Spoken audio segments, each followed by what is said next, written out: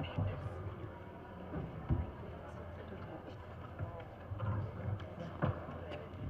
you know which one to work by the emails this day? Yes, I spent some time today. I tried to clear my backlog. I got most of the math captured.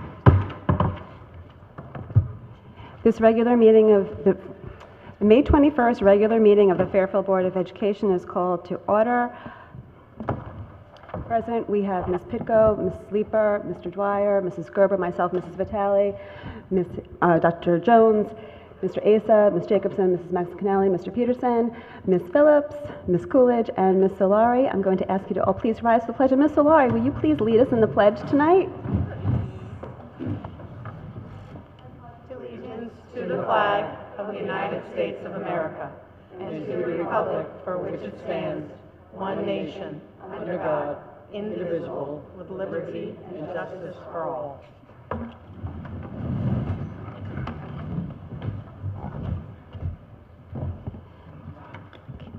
Start with our student reports. We'll start with Fairfield Ludlow High School. Ms. Coolidge? Okay, so first off, we have our National Honor Society Senior Recognition this Wednesday, where we will be showing where all of the highly achieved seniors will be going to college. Also, our senior internships are starting this Thursday, so our seniors' last day will be tomorrow. And then we had our senior prank today, which was the slip and slide out on the turf. And then lacrosse, girls have a record of 12-4 this season, with a huge upset with Pomprog, which was previously undefeated. They beat them 13-12, and they defeated Wilton, which was also a big upset. And then girls tennis made it through to the first round of FCX and will be competing in states on Friday. The Tri-M Honors Orchestra has given out a scholarship to Xenia Afimov and will be having their induction tonight. And then girls golf had beat Wilton today and beat Greenwich recently. And yesterday we had our Grim Reaper Day, which was the educative day about drinking and driving before the seniors head off to prom. So, yes. Going off of what Katie said about the National Honor Society, junior inductees tomorrow will be honored for academic achievements and commitment to the Fairfield Ludlow High School community. We also had the Fairfield Ward baseball game. Ludlow won 5-4, defending our record as one of the best teams in the state. Sorry. We had junior prom over the weekend. It was at the Trumbull Marriott, and kids had a lot of fun dining, dancing, and having an all-around great time with friends.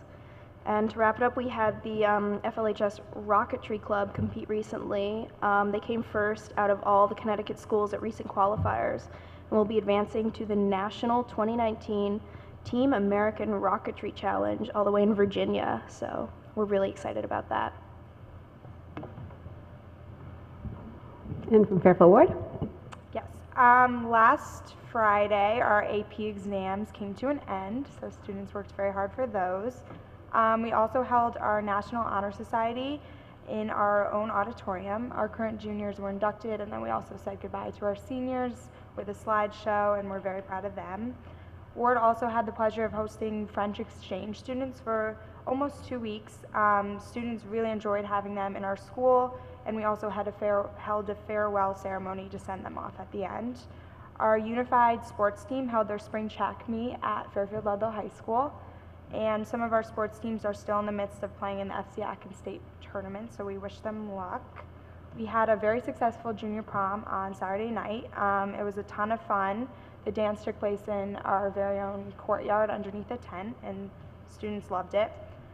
We look forward to welcoming a team of 15 educators from New Canaan High School this Thursday to observe our block schedule and also meet with teachers, students, and administrators. And we all wish you a very nice Memorial Day weekend, 4.5 days. We're very excited. And also, I just wanted to take the opportunity. I know JR isn't here, but he also says the same. He's been a great partner to work with as a senior, and we thank all of you for allowing us to come each time to say our award news. And also, we want to give a special shout out to Mr. Ebling, because we'll miss him a lot next year. So thank you. Well, you beat me to it, because I wanted to thank you all, ladies, for just representing your school so well, and for it was a treat to have you take part in some of our conversations. We welcome your perspective and wish you the best of luck for next year. For our seniors, where are you off to? Will you mind sharing a little bit about what your plans are? I'm going to George Washington University in the fall. Do you know what you'll be studying? Journalism. Excellent. Congratulations. Thank you. Do we have any questions for our student representatives? All right, Ms. Coolidge, I have to ask about the senior prank. I heard that you were going to set alarm clocks. Did that end up happening, and they were all going to go off in class, and Mr. Hatzis was going to have to, turn them off? No comment. Okay, I'll have to, I guess, ask my senior when I get home. Thank you, ladies. You're welcome to stay, or if you have other things to do, you're welcome to take your leave for the evening. Have a great time at prom for those attending next week.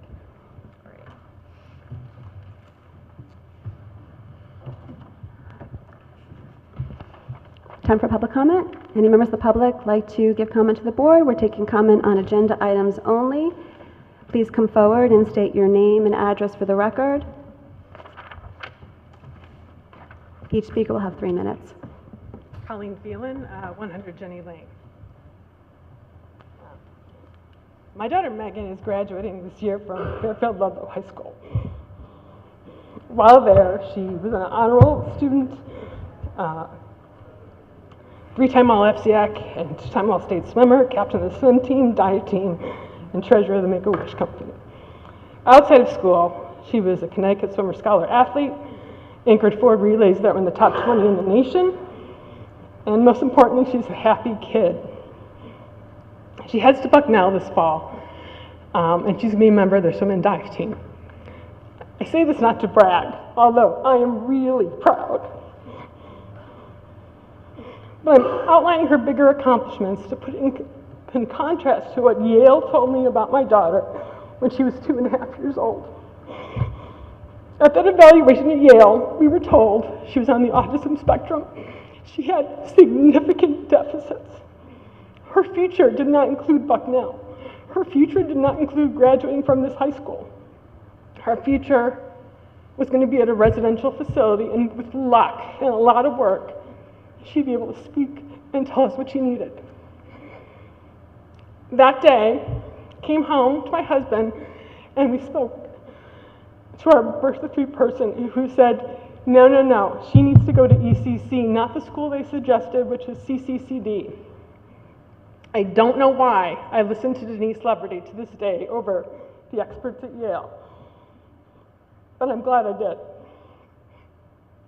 Megan was initially placed in the intensive autism class. The change was remarkable. She went from having 3 words to she graduated, me wishing she didn't have as much speech therapy as she did when she was there. She left for Dwight, and a few years later, she didn't need any supports. Now, my husband and I have thought long and hard about what was the magic pill that made her path so different, and it was ECC. That's the only thing we can tell that made the impact. Birth of 3 certainly helped, but the difference between when she came to ECC and left was tremendous. The collaboration with the teachers, SLPs, OTs, psychologists, social workers, and the nurse was critical to Megan. And I'm not just talking about the ones that were assigned to her case. The water cooler collaboration from people who didn't even work with Megan was critical to her success. If Jerry Ann Mitchell didn't know what to do, she would walk down the hall, talk to someone else. They figured out a plan. It wasn't just people assigned to her case, it was everyone in that building. In fact, my husband reminded me that it was Jerry Ann and her OT, Kelly, who said she should take swimming lessons. It would be good for her. It would help organize her sensory system. Little did we know how important that was to her. ECC is a system that works, and having everyone in a consistent facility and a single facility is important for our special needs preschoolers. I hope as you talk about the ECC's future, you simply don't address the financial costs, but the cost to our special needs preschoolers if you dilute the value of what ECC works for our children. Thank you.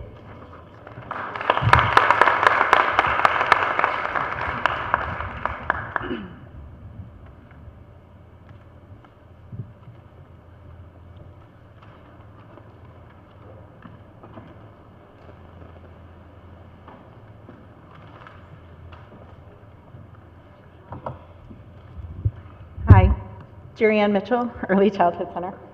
Esteemed members of the board, I respectfully request that the administration's proposal to relocate the ECC as outlined over the next few years be rejected. You've listened as parents, staff, and siblings, and Colleen has shared Megan's amazing story. That is just one of our amazing success stories.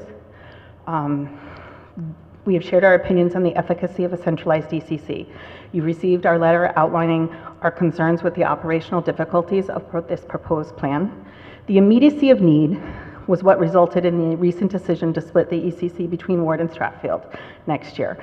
Decisions and rubrics were made and influenced and shaped by both time constraints to have a solution for the fall of 2019, as well as limitations related to the existing facilities available.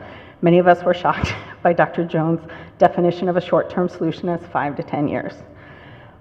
Yet here we are, just a few months later, with a vastly different plan with multiple moves and no mention of future moves or the future impact of redistricting and or the completion of Mill Hill will have on anything of the current proposed moves. Time is now on our side. We have a short-term solution in place. The fall is set. I respectfully request that we explore all options. Can we form a committee now that there is no longer an immediate time constraint and explore alternate options? Has the Board of Ed exhausted all real estate possibilities, considered other town-owned buildings, or reached out to members of the community for additional resources?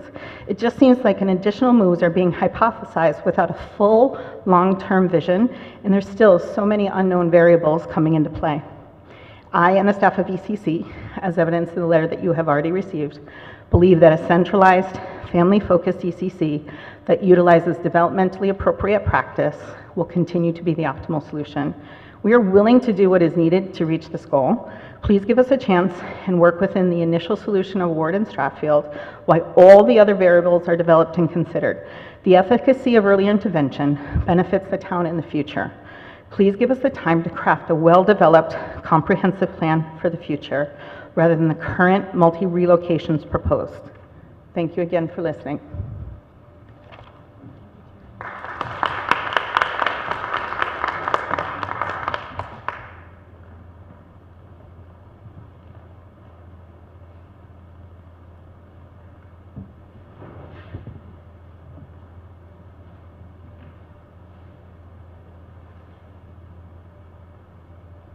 Hi, Mary Lupo, 95 High Lone Road. I'm a Holland Hill parent. Next year, I will have a 4th grader, a 2nd grader, and a kindergartner. So I will be a Holland Hill parent for many years to come. When my oldest was in kindergarten, talk of the renovation began to take place, and I was excited about the prospect of all 3 of my children having the opportunity to attend a school that not only had an incredible community and staff, but a building to match.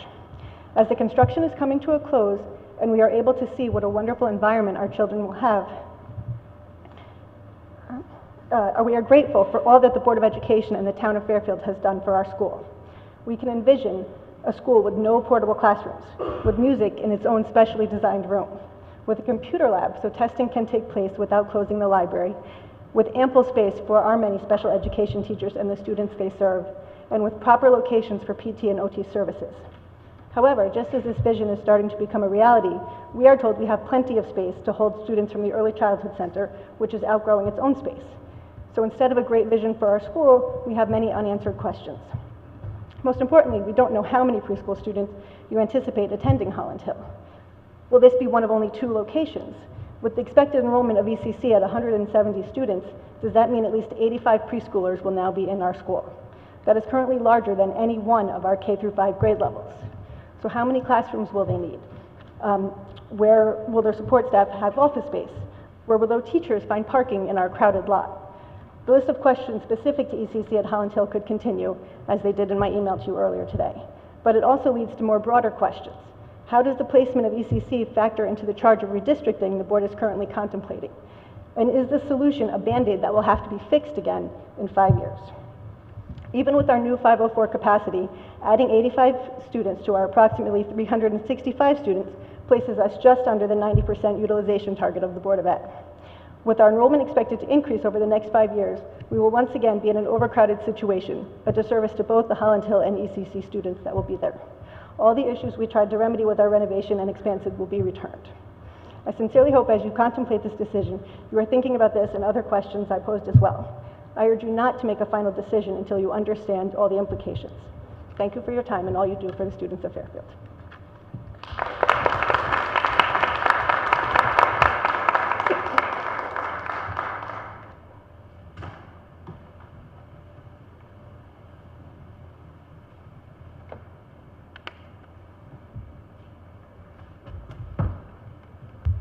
Good evening. Sarah White. I live at 214 Wilton Road. I'm here tonight to speak on behalf of the proposed Math Academy. I realize this is a very difficult budget year, and I know that starting a new program when times are tough is not ideal. But the relatively small cost of this program makes it worth keeping in the budget. Why should you vote to fund the Math Academy? We needed to help serve a group of students whose needs, frankly, are not being met with the current system. Although teachers differentiate to the best of their ability, highly qualified math students in Fairfield do not have opportunities to achieve to their potential. Advanced readers are put into higher reading groups. Talented violin players are invited to participate in honors orchestra. It is in these environments that children thrive among their similar peers, but no program exists for students whose strength and passion is math. I've been a math teacher in a neighboring district for 19 years. During my career, I have taught students that are both heterogeneously and homogeneously grouped. I've personally experienced how challenging it is as an educator to adapt my lesson to my high, low, and middle learners all in the same classroom. I know how much more students can achieve when they're among students of similar ability. Different levels of math classes allow students to learn and grow at a pace that is appropriate for them, whether they are students who excel or struggle in math. I appreciate the Fairfield school system allows students to learn at their appropriate level once they're in middle school. But why wait? Why are we holding back students who would thrive in this environment? The Math Academy will meet students' needs and give them an opportunity to reach their full potential. Please vote to keep this important program in the budget. Thank you.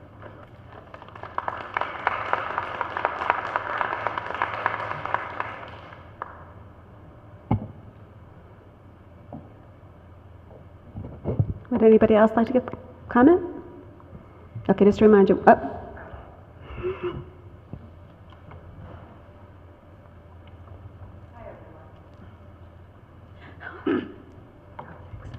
I'm Nicole Stanton, 1041 Burroughs Road. I'm actually coming to advocate as a former ECC parent and a parent who owns a home in the Jennings district whose children have gone through Jennings School. I am a hardcore believer that ECC should be located in one building. My son's story, while not as dramatic, was very similar to that of the first speaker. With that said, I wanted to remind the board that looking a little bit creatively at some of what the ECC does, and this is a little bit out there, but I remember when my son was at the ECC, a program that existed at the time was a true pre-K program designed to assist kids in transitioning. I'm going to say, in the hopes of keeping the ECC in one building, which it is called a center for a reason, if other space needs to be utilized, maybe some thought can be given to using that space to help transition a pre-K community or the students that are looking to possibly have transition issues. I don't know if that's something that can be done or would be looked at, but I'm asking all things to be considered. The other thing I'd like to say with regard to managing some of the purchases going forward is we do not need Chromebooks for 6th graders. We are already in a situation where we purchased 4 years of Chromebooks for our high school students without, by the way, seeing the privacy agreement before that purchase was made. And those Chromebooks are all going to expire simultaneously. I do not want this district buying Chromebooks for 6th graders and putting ourselves on the hook for an additional expense when those Chromebooks expire. We are not set up for it. We weren't set up for it this year, and I do not think it should be part of the budget going forward. Thank you.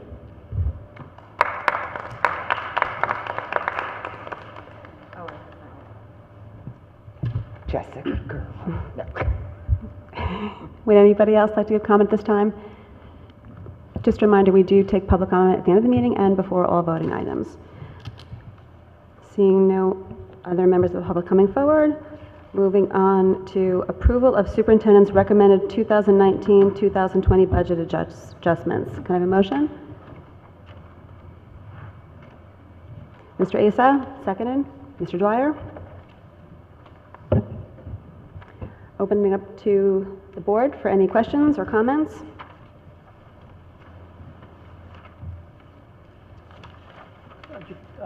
We have a variety of options. It's not clear to me what the final recommendation was from the staff, so I wonder if that could be clarified. Which of these columns represents that? And thank you, Mr. Dwyer. Column 11, which is called alternate adjustments, is our final recommendation. And the difference between column 9 and column 11 was getting feedback from our elementary principals about the elementary wireless project. There were some reservations that putting that off could be a concern, so we reached out to make sure that elementary principals felt like the wireless was functioning okay in their buildings, that they felt comfortable pushing it off a year, and we heard from 10 out of 11 of our principals unanimously were comfortable pushing that back to 2020, 2021. So it would be column 11. And so if I can, the motion as written doesn't specify column 11, and whether perhaps once we finish with any amendments, whether column 11 should be the base with which we are talking. And the motion ought to perhaps suggest that. I don't know how to handle that commentary, but so that the motion will be clear. I was also going to just mention the difference between column 9 and column 11. We know that the school allocation reduction was difficult for some of the board members, so by offsetting that wireless, we were able to get that allocation down to 7.5%. And for most of our buildings, at 7.5% going into next year, they'll actually have more than they had this year because of the givebacks. So it's actually not truly a reduction unless they are seeing some enrollment decreases, but especially like at high school where I know some of you were concerned about that. Thank you. You're welcome.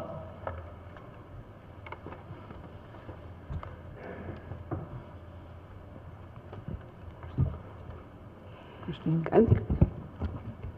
Ms. Jacobson? Through the chair to Dr. Jones, I had sent in a couple of questions on a few things, and I know you were out, so I just want to follow up on those questions. The 2 sheds for the athletics department, can we be reminded of how long those items have been on our maintenance list?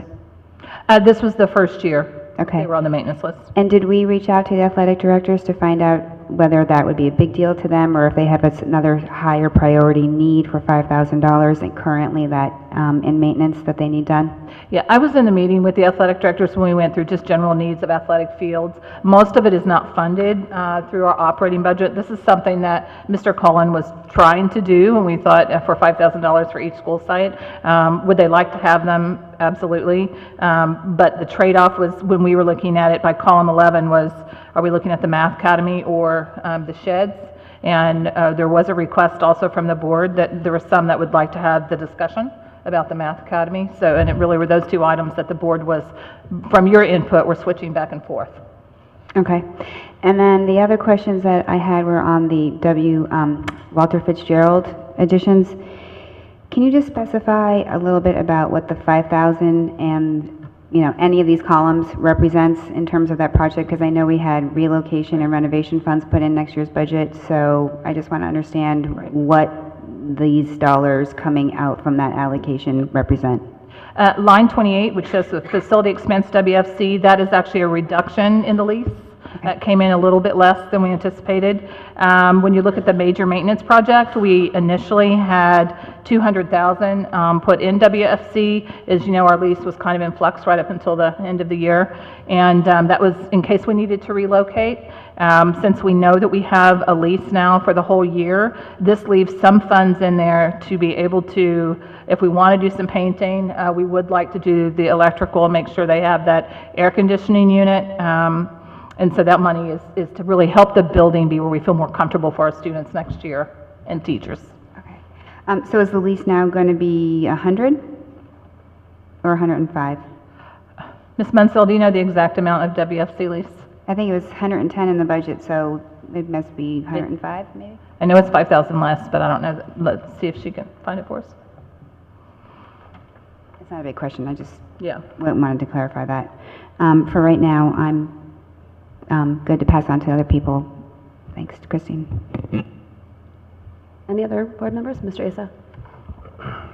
Just for clarification, in Tier 1, we have the sheds listed at $10,000. In Tier 2, they're listed also? So, That was the original, when you first looked at this at the last meeting. When you're looking at it right now, those have actually, like the shed is line 27. It's up there as an alternate adjustment. It's in the alternate column for an adjusted amount. okay, so that's just down here in Tier 2 because Yeah. we didn't touch that. Originally, when we talked about this at the last board meeting, we were over there on column 3. So this is showing you how it's transpired from then to now. Okay, and can anyone shed any light onto exactly what these sheds, or remind us what these sheds would be used for? They're not shelter for people, right? It's just equipment? They're basically equipment sheds. I don't know, Mr. Papa, George, do you want to address what style of shed? Or what will be Yeah. stored in it? Yeah, why were they needed? Angeles Popchurch, Interim Executive Director of Operations. The sheds that were proposed were asked for by the athletic departments for storage located closer to the fields. For instance, Ward was asking for one next to the baseball field as opposed to the sheds way out or the garages way out on the field, so they can keep their equipment there. They've kind of outgrown the shed on the field already. Their baseball coach, who also teaches in the building, uses their room for storage for some equipment, so we want to get it back out where it belongs. No, there would be no personal storage. It's the type of shed you would see from that Cloder farm. It's a pre-built drop-in-place shed. Sorry, are you done? Okay, Ms. Jacobson? I just have a follow-up. These $5,000 to each high school are part of maintenance funds, though, correct? Correct. They're on our maintenance list. Yep. So are you aware of any other maintenance items at either of our high schools in terms of athletics directors that are of more urgent need that they've expressed to you? Not anything more urgent. They do provide us a list every year that we sit down and go over with them, so we try to prioritize what is needed. There is some other minor repairs that we are going to handle as well this year. That's not on our current maintenance No, list? it's out of operations, so it would just be Okay. out of an operations. Okay, so, all right, thank you so much. Any other comments or questions about the budget? Ms. Pitko? I just have a comment so you know where my head is at, even though I know I emailed some of this. Number 11, school allocation reduction, the $483,973. Although I'm sure no one at this board is happy that we're here right now having these conversations. As a teacher, having looked at my own school budget and understanding, I'm nervous that some of that 20% would fall on the backs of... Oh, no, but I'm talking about the different... You have 5 and 6. I'm talking about... Look, right now we're at Looking at column it. 11. Just 11. Okay.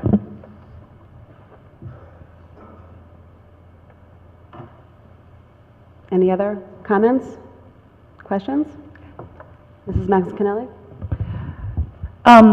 Regarding the Math Academy, which I think we were all very enthusiastic about, the only question I had is that when we approved that in January, it was really based on concept. It was not, and the concept was very good, and we felt comfortable moving that forward, even in that stage. Is it possible to get more information now? And I'm comfortable with this number, but there was always that part of me that didn't understand how it could stay this number. That, for example, if you're pulling, for example, 2 children out of each of the 11 elementary schools for a class of 22, that's not necessarily going to reduce FTEs in those buildings, requiring a new FTE in the building where it is placed, and there is no FTE that I'm aware of that you're going to get for $9,500. So I was wondering if you could tell us more about where the program stands at this time.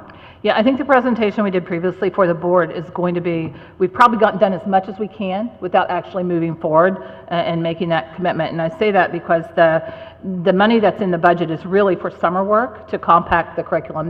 that's really the expense. When we surveyed our parents about who would be interested in the program, we surveyed that from the premise that they would have to provide their own transportation. So that could be something the board, could change their mind on, but we had 70% of our parents surveyed that were interested in it, providing their own transportation. As far as whether or not it would add a teacher, detract a teacher, it's just like it is every year in elementary. You would just have one more classroom wherever we decided to place this program, and it would be a teacher that is already with us, an internal teacher, and then you watch where the numbers fall in September. And it's highly likely you take 2 students out of a section, that it goes down a section. It's up and down across the district. We're looking at every elementary, every section, every August. So whether or not it's going to have a cost driver to it, it's not any different than any other classroom in the district.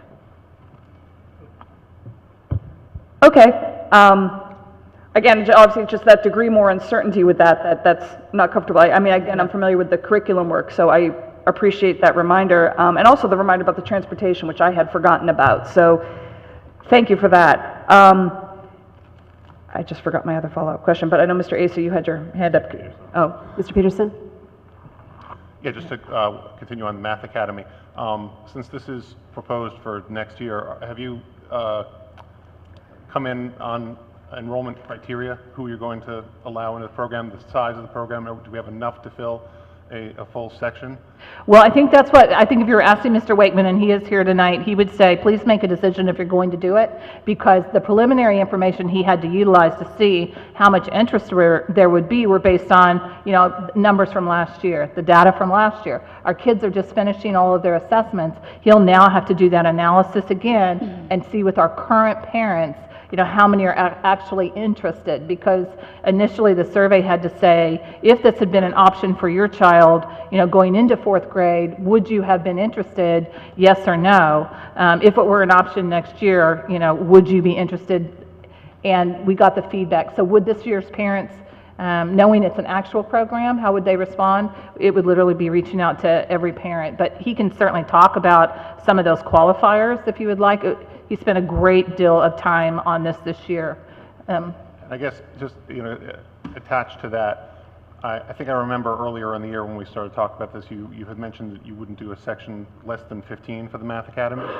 What would happen in a situation where only 12 kids expressed interest, 12 families expressed interest? Do we hold off on doing it, or? From the staff perspective, if the demand is not there, we wouldn't be able to run the class. The demand would need to be there from the families. And we think, you would want to have a class full of children when you're looking at 11 different elementaries. So if the interest wasn't there, then we wouldn't be able to run the class. Mrs. Gerber? Yeah, through the chair to Dr. Jones. Where will this be located? What school? Because it's only one classroom, part of that is also what's happening with the other discussion we're having tonight. So, and I'm just going to give an example. So let's say the board says, we're not interested in Holland Hill and North Stratfield. Holland Hill has a lot of classrooms, that are open and unused. So it depends on all of these discussions fit together. You can't really make one in isolation. Some decision has to come first. And this is probably the easiest one, because right now we're talking about one classroom just to pilot the first year. The second year, it would be 2 classrooms if you were going to add the second. Well, actually that was going to be my follow-up, because we are talking about 2 classrooms, right. Because, if we commit to this, we're going to be committing to it for 4th grade and 5th grade next year. So then we'd be talking about 2 classrooms in a building, and I'm assuming we would not want to have it in one building this year and then move it to another building next year. So and I guess too, we're not voting on the ECC tonight. Right, this is my understanding, it's first read, so by the next meeting we would have direction. So if we knew that Math Academy was in the budget, the next thing we would need to do is see how many kids qualify, do we have families that are truly interested in enrolling next year, and be able to bring a site back to the board when we know what you're thinking about with facilities. Okay, thanks. Mr. Asa? I would like to ask a couple questions, if possible, if he could come up. For Mr. Wakeman? Yeah. Sure. Sorry, this microphone's really loud. Walter Wakeman, Program Director, for pre-K through 5, math, science, and enrichment. Sorry for putting you on the hot No, seat not a here, problem. So one of the questions I do have, following up to what Mr. Peterson said, was your initial survey, how many families did you reach out to? We sent them to 75 addresses. 75. So does that, can you just explain how you, quickly in a summary of how you selected those 75 addresses? I used the standardized measures that we use based on third grade scores from last year for our current fourth grade students. And I took the top approximately 50 students. Actually, it was 40, just over 41 students. I believe it was 41 students. I'm just saying that off the top of my head. And we surveyed those families, and there were 75 contacts. We received 27 responses. So can you explain 41 selected, 75 contacts? How? Because there are multiple addresses to a student. Okay. Or multiple contacts per student. Okay. So the actual number of students you selected was 41? Correct. Roughly? Right. Okay. And of those 41 students, how many responses did you get from families of those 41? There were 27 total responses. Okay. And of the 27, were you able to gauge how many would have participated if? Yes, and I'm forgetting the exact number. Was it 17 or 19 that were in the affirmative, and somewhere around 8 or 9 that were not interested?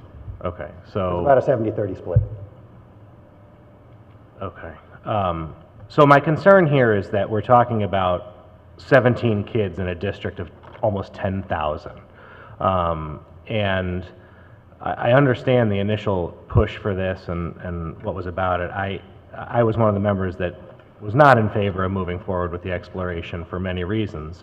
But I understood the majority of the board felt that we should. And I appreciate your time in doing so.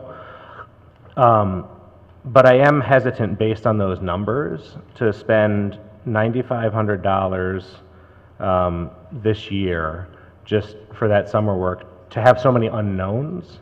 So to confirm, we would be talking, as Ms. Gerber said, we would be talking in 2 classes eventually running consistently. That's correct, and I would highly recommend they be in a single location.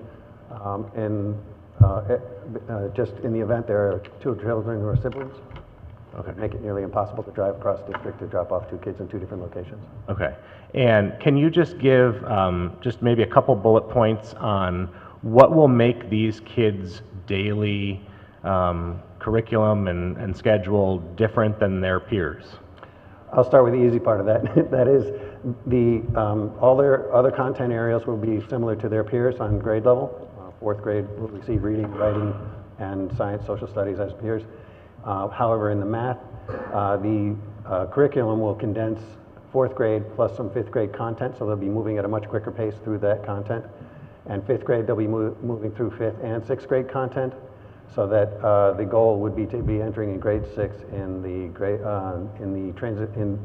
pre-algebra 7 math course. Okay.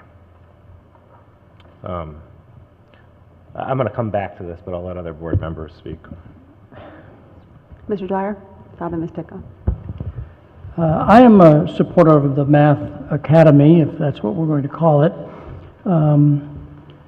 The Fairfield school system prides itself on having a comprehensive program, which means sometimes we have a class set up for 8 children because they need those extra resources. Sometimes we have a sports team that serves 24 students who are more engaged in our school system because they're participating in sports. We have high honors and AP classes in 5th year Chinese who speak to the needs of those particular students. And so if a Math Academy serves 12 or 24 students, and they are helped to achieve their goals in our school system, I think that's what a comprehensive education program is all about. If we were to go down to only if there's X number of students who are engaged, there would be some of our classes that have 15 or less students that we wouldn't run. And then we wouldn't be the quality district we are. I have full faith that the staff that we have will properly organize, run, and place this program within our facilities, and that's what their job is management. So I plan on supporting the $9,500 to be put in the $190 million budget to help advance this idea. Ms. Picco. I just have a follow-up question to Mr. Aces. The students outside of math, will they be moving as a group to different core subjects, or will they be included in the other classes in whatever school is chosen? As it's currently designed, it would be self-contained classrooms. Okay, so my concern of that is that for the past 2 decades or more, this district has worked towards inclusion, and that model being effective, being in a pure model. That's my hesitation for this program.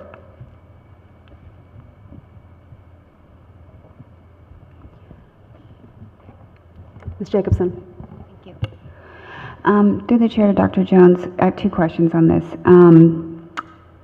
In pulling 2 students roughly per school for 4th grade next year, I'm curious if that ended up in your projections collapsing any 4th grade sections.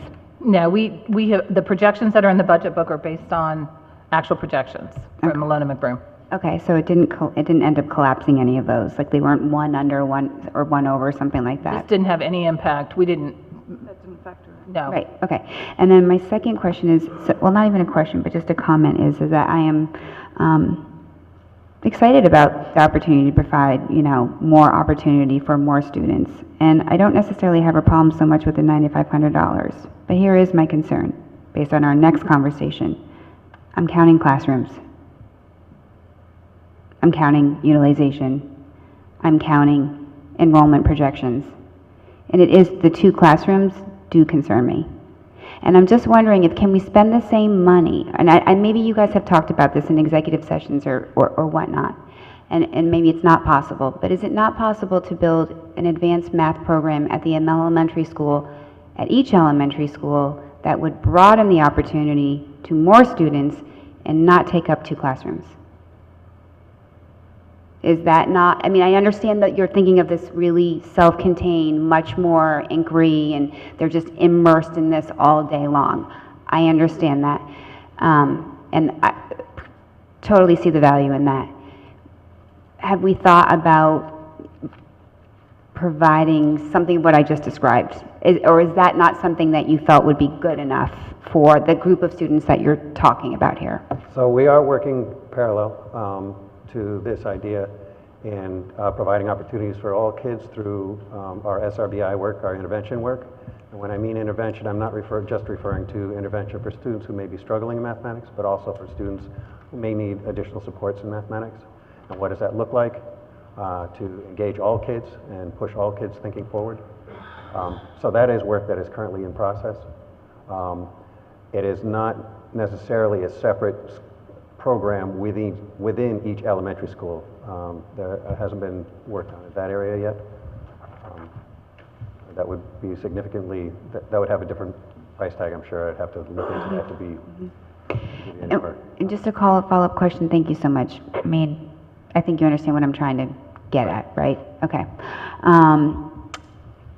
The 41 students that qualified, what was the percent? Was that like a percentile score that you looked for in terms of that qualification, like 99th percentile on SBAC or something like that? It does include, it's not just the 99th percentile. What I'm looking for is the overall performance of the student who will be able to handle that kind of ability of work, that type of compacting. I used our current students who are in our accelerated program already, who are in the grade 7 pre-algebra course, as a guideline on how to come up with some of these numbers. So it's less about the percentage as much, and more about the profile, if you will, of a student who would be successful in accelerating and being able to handle the coursework. Okay, thanks so much for answering. I would just follow up on that. Was there a breakdown by gender? Is it evenly? I did do that. I also did it by ethnicity. I don't recall the gender breakdown. It was fairly evenly split. It did favor the boys. And from ethnicity, there was about 70-30 split in terms of white versus non-white. I'm concerned about just ending up with a class of all, 10 boys and 5 girls, just in terms of their educational experience with the other factors that play into that.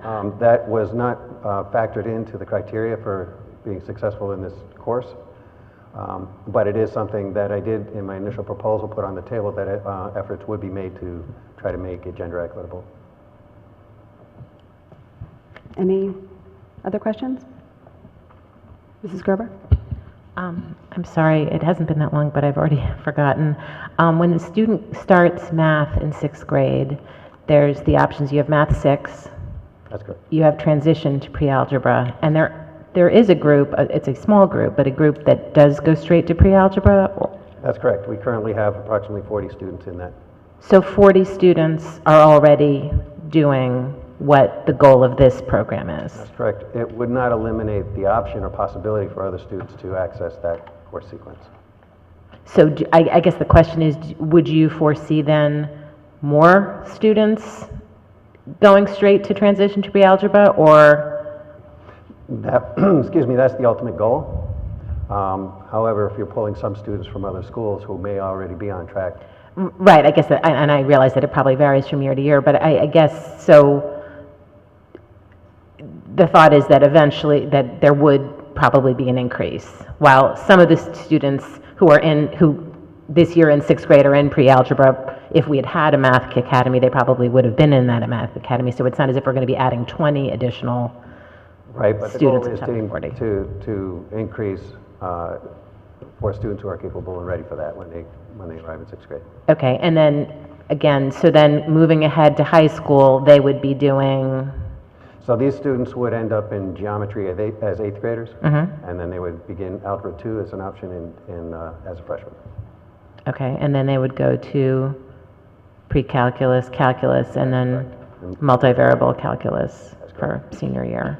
And that's if they follow that. Right, and I understand that there are some other options with electives and whatnot, so that they might not necessarily take that, but they would have the ability to do that. Correct.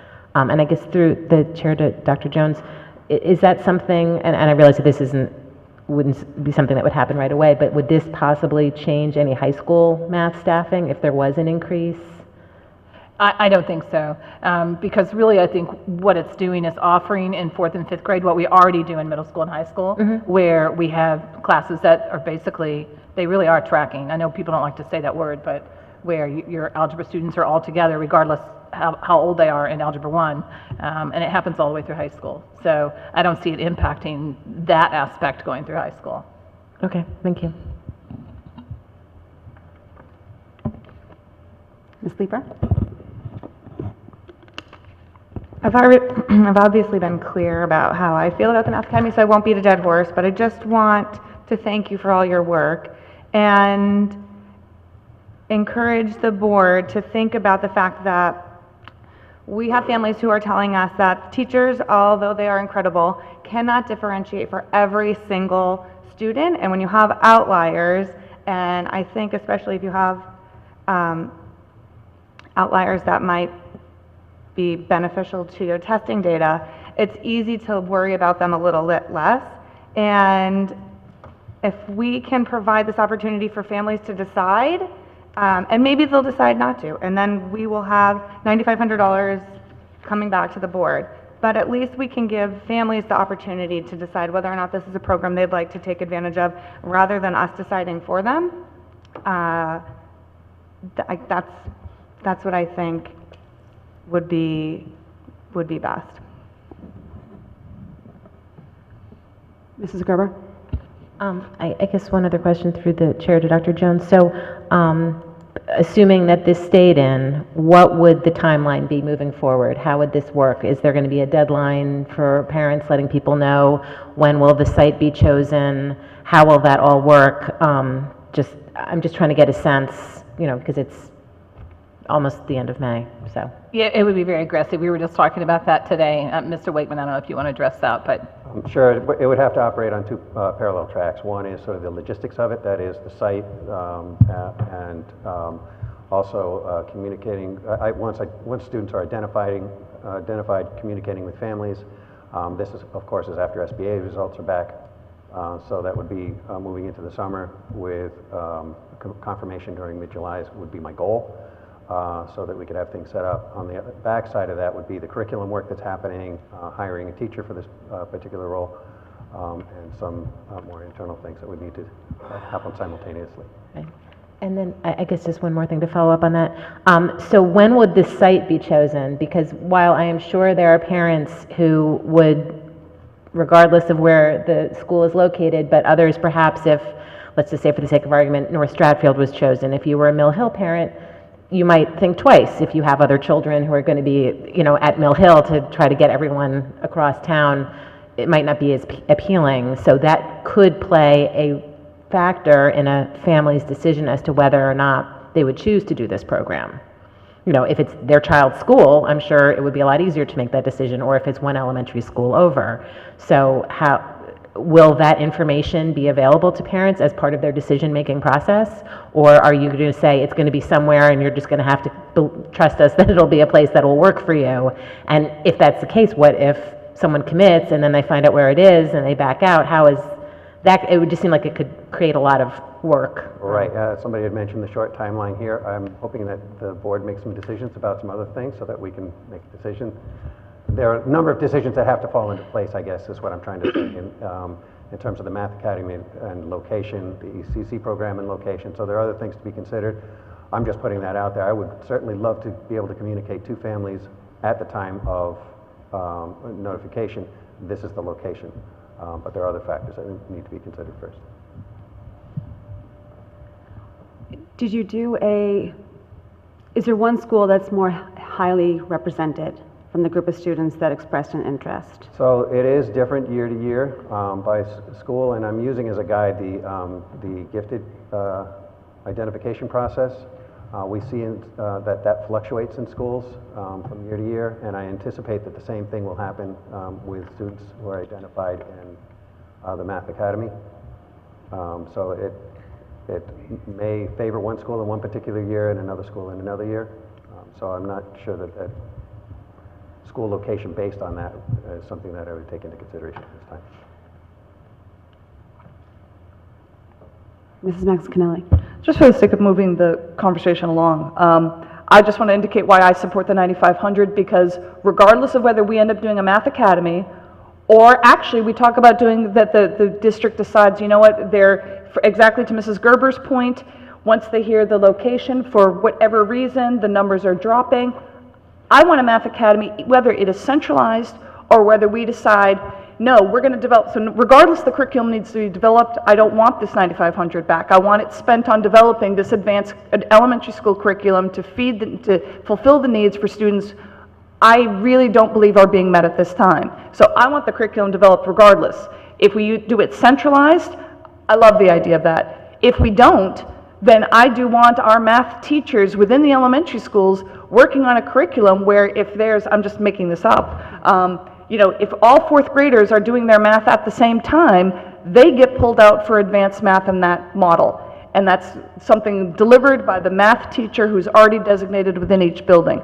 But regardless, the 9,500 needs to be spent to make that curriculum, and so I support this as a budget item. I don't want to get too sidetracked here with the curriculum discussion. We have to keep it focused on budget, and I want the 9,500 staying. I would like to bring up another item, but I don't know if somebody else needs to ask a question about the Math Academy, because otherwise I'd wanted to ask about the high school FTEs. Just to follow up to that, I somewhat disagree with what you're saying in that we are talking about this as $9,500 for curriculum development, but it is specifically for the Math Academy as described. So the idea that people back out and we don't have enough people to move forward, and then all of a sudden we're going to re-queue this money to do it at an 11 school-wide system, I just don't buy. I don't see that happening. I see your intent, and I don't disagree with it, because I would rather see something at the wider spectrum, but I think that's pie in the sky, thinking that $9,500 is going to do what you're saying. I disagree. It's the curriculum that's going to be delivered in one setting or in multiple settings, but I'm just indicating my support for, unless people are going to talk about cutting this, I personally would like to move on to other items, but that's because I have other questions.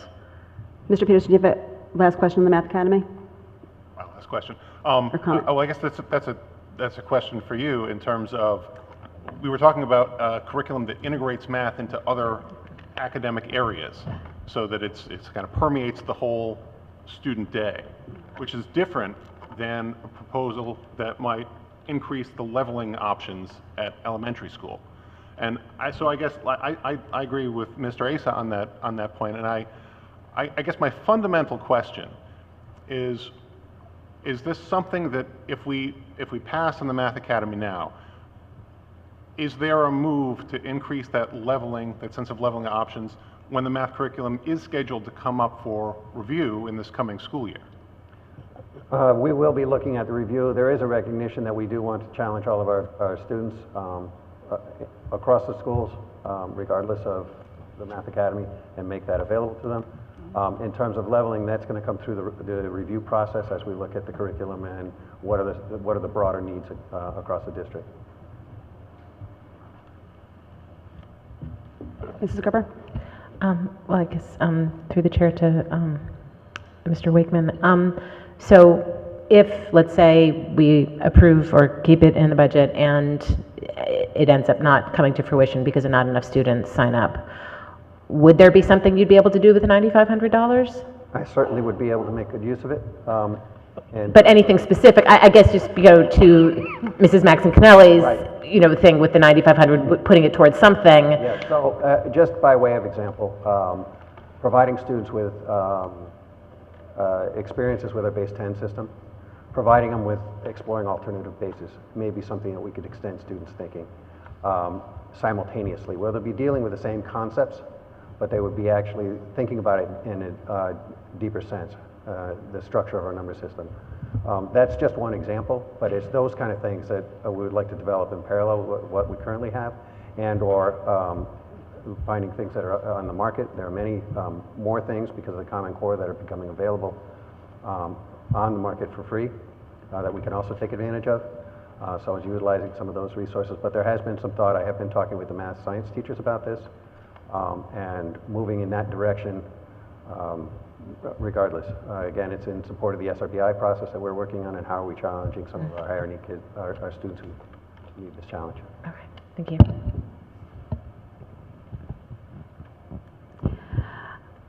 I still have some concerns about the cost and the unknown. While it may not lead to an increased FTE, we don't necessarily know. Right, you would never know with this academy from year to year. It'll be just like any other classroom. So you couldn't make a long-term commitment unless you wanted to say we're definitely going to invest in FTE, and then you could possibly be reducing a teacher in another elementary because you don't have a classroom for them. Okay, I will move on to any other budget questions.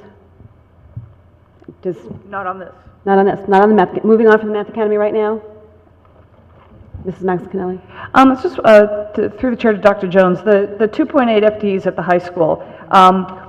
In what departments are those? In other words, where is it that we're saying students will be put into study halls if those hires aren't made? I don't know that it's necessarily just into study halls. Ms. Deasy, do you have the actual 2.8 list, or if the high school headmasters have that list? I can tell you 1.0 chemistry means students wouldn't take chemistry, so they would have to take something else. Do you have that list? We had unexpected people sign up for chemistry? We have higher enrollment, yes.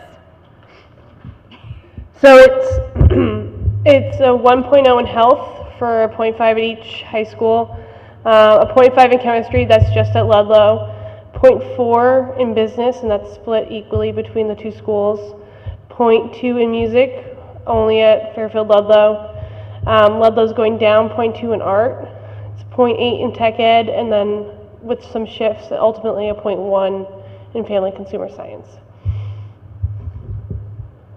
Okay, and so the chemistry obviously is not something I feel like touching, but the others, in fact, that is the feeling that because it's not that we could easily shift them into obviously my interest here is couldn't some of these couldn't something here be saved so that students could be shifted into under-enrolled classes? They all list backups, so and again, not chemistry, but that's the idea, the gist of my question. What I can tell you, and go ahead, Mr. Hess, it's Mr. Ebling, but we run them through the drill of looking at every section, every class, and we would not have this on here if we didn't feel like it was really needed. Go ahead, Mr. Hesses.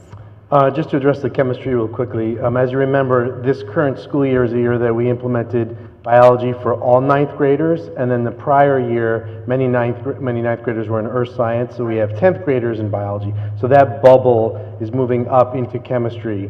So we're not, although we handled all of those shifts internally last year because we have many teachers whose primary area is not biology but are certified in biology and are therefore teaching those areas. We don't have many people who are additionally certified in chemistry, so to take on that bubble of students, we need to, that's where that 0.5 is coming from. In terms of your question just a second ago about those areas tend to be elective, most of those are elective areas, those small numbers are business, tech ed, FCS. All the other sections in those areas are full, which is, in fact, we're probably, even with those FTE increases, probably turning some students away from being able to take those courses where they would, especially, they'd be underclassmen most likely as we prioritize for the seniors, but they would have additional time throughout high school to be able to take those classes. Generally, when students sign up for a culinary class, just moving them into an art class really doesn't fit with maybe their own personal plan or preferences, and we have always tended to build our schedule based on student preferences. That doesn't preclude the counselors from often meeting with the students to offer them alternatives to say, we weren't able to get you into that art class, but look, there's a graphic design class which maybe you could utilize your artistic talents, and so they talk about those options with kids and and do try to fill those maybe slightly under-enrolled courses as well. Does that answer your question? Yeah, I didn't know if Mr. Ebling was going to add anything or if that. I was just going to comment on the student preference. That's how we design most of our schedule around what students are interested in and what they've selected under the elective areas. So we are put through our paces from central office on those numbers, and we do, for instance, in something like family and consumer science, where we have fashion and design 1, and then we have fashion and design 2, 3, and 4. We're often combining some of those upper levels and the teachers differentiating within that class depending on the years that the students has been in the class. So we've done our best job as we could with those. Okay, thank you. Ms. Pickup. This is a personal preference, but I would like to hold off a year on the 6th grade Chromebooks while we get more extensive research on how the 7th through 12th grade Chromebooks have been rolled out, how the teachers have been using them, the amount of time the students are on them all day long. That's just my preference. I don't know if anybody shares it. I know I said it during budget season. Mr. Dwyer? I'm just wondering to move this conversation along as to whether the board would, and I would make a motion to clarify the existing motion to state that we are talking about column 11, and then perhaps board members, whether it's Chromebooks or Math Academy or something else, a board member could specifically bring forward that idea as to where to take that expense off and where to adjust for it someplace else, just so that we can move it along and we know exactly what column we're adjusting. So if you'll accept that kind of a approach, then I would move that forward. So right now, to amend the recommended motion that the Board of Education approve the superintendent recommended budget adjustments for 2019-2020 as enclosed as represented by column 11, alternate adjustments as enclosed. Couldn't have said it better. Thank you. So I make that motion. Second? Mr. Peterson? Don't we already have a motion on the right, table? well, What do we This is have? an amendment. This is an Amended. amendment to the Amended. motion. Mr. Peterson seconds. Going to the public on the amended motion? Seeing none. All in favor? Ms. Leeper, Mr. Dwyer, Mrs. Gerber, Mrs. Vitale, Mr. Asa, Ms. Jacobson, just to clarify the language. We're just clarifying language. Yeah. No, we're going to, just to clarify the language. Ms. Pitko, it's unanimous. Okay. All right, back to the board. Just, if any board members have any adjustments that they would like to make, amendments to column 11, now is the time.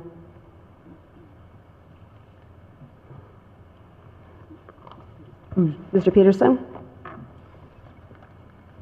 I would like to amend the motion to eliminate the Math Academy, although frankly, I don't know exactly how the language we should use for that. And in the alternative, And with the alternative of reducing the school allocation reduction on line 11. Do you have a second? Mr. Asa? Any further discussion on that, on the motion? and to clarify, the 180, 117 would be increased by 9,500 or decreased? Which way is that math working? It would be decreased to Correct. give you a number. Thank you. So 180, 112 minus 9,500 would be 170, 612.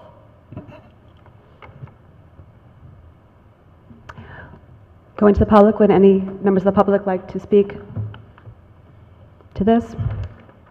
Seeing none, back to the board. All in favor of the recommended adjustment, which removes 9,500 for the Math Academy and increases or decreases the amount of the allocation reduction to 17612. All in favor? Ms. Pitko, Mr. Asa, Mr. Peterson, all opposed? Ms. Leeper, Mr. Dwyer, Mrs. Gerber, Mrs. Vitale, Mrs. Maxinelli. Motion fails. But Ms. Jacobson, I'm sorry, I missed you. 3-6.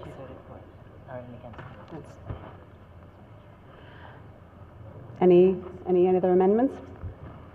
Okay, back to the main motion.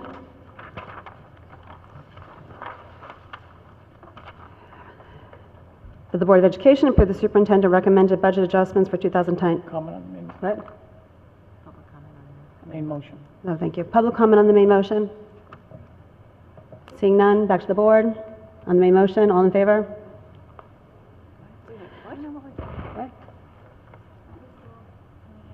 Are we still? I asked if there was any other adjustments. Do we have any other adjustments? Sorry. Sorry, I was talking.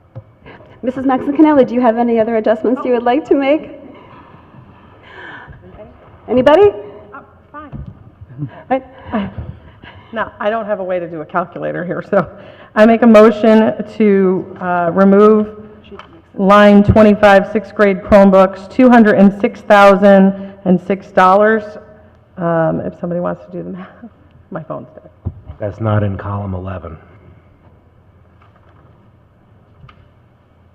Okay. I'm trying to keep up here. But it's 7. Adding it as a reduction. Adding it as a reduction. And And put it where? putting it, and do you have, where would you like the offset So- today? In column 11, row 11, school allocation reduction.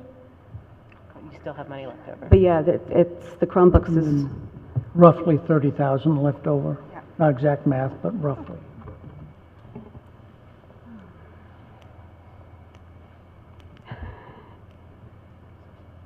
I was not prepared for that. uh, Adding the 2 sheds back in for maintenance, which leaves you 20,000.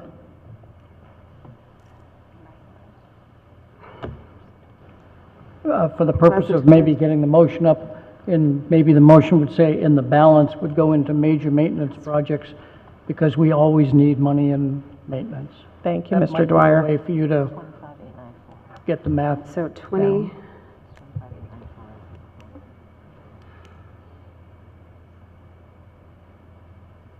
8, 9.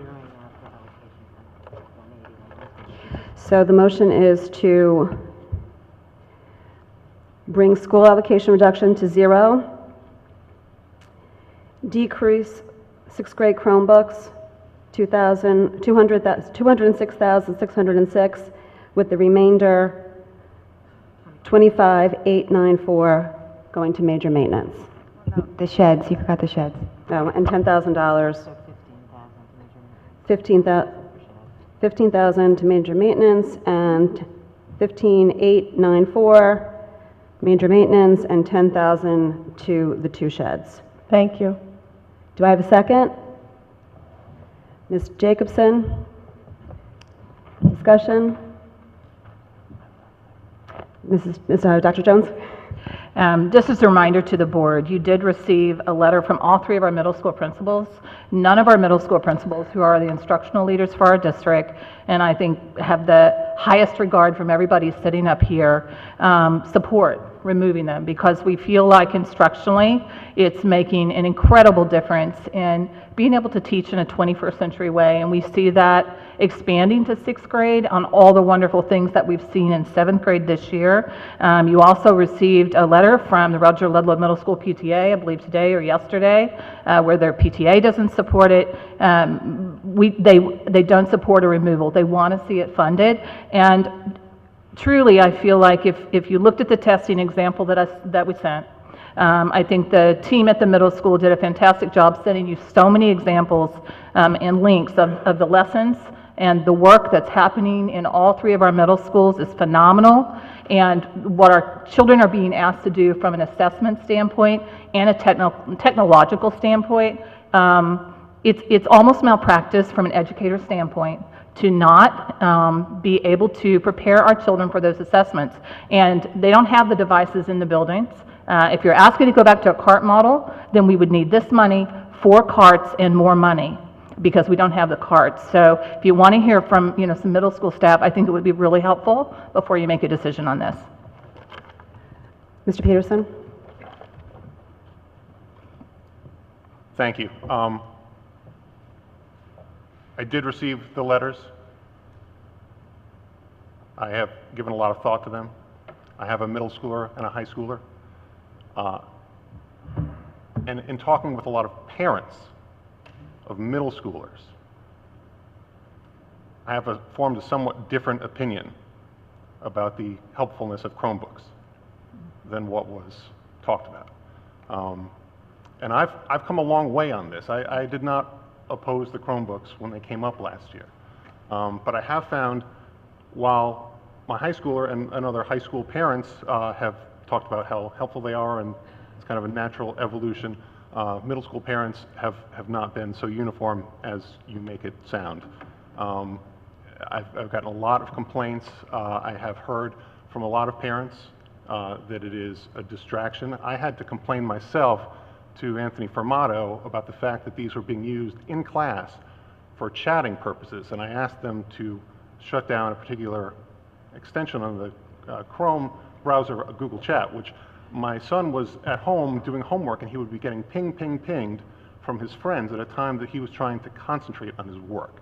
I think in an age gap, an age grouping that kids are having a difficult time with focus, having a difficult time with organization, adding another screen for a large portion of their lives is something that we should look at more cautiously. And I think that it's not inappropriate to delay, at least, moving 6th grade up to giving 6th grade Chromebook access to take home for a year to evaluate what the impact has been of this program on our 7th graders, especially relating to outcomes.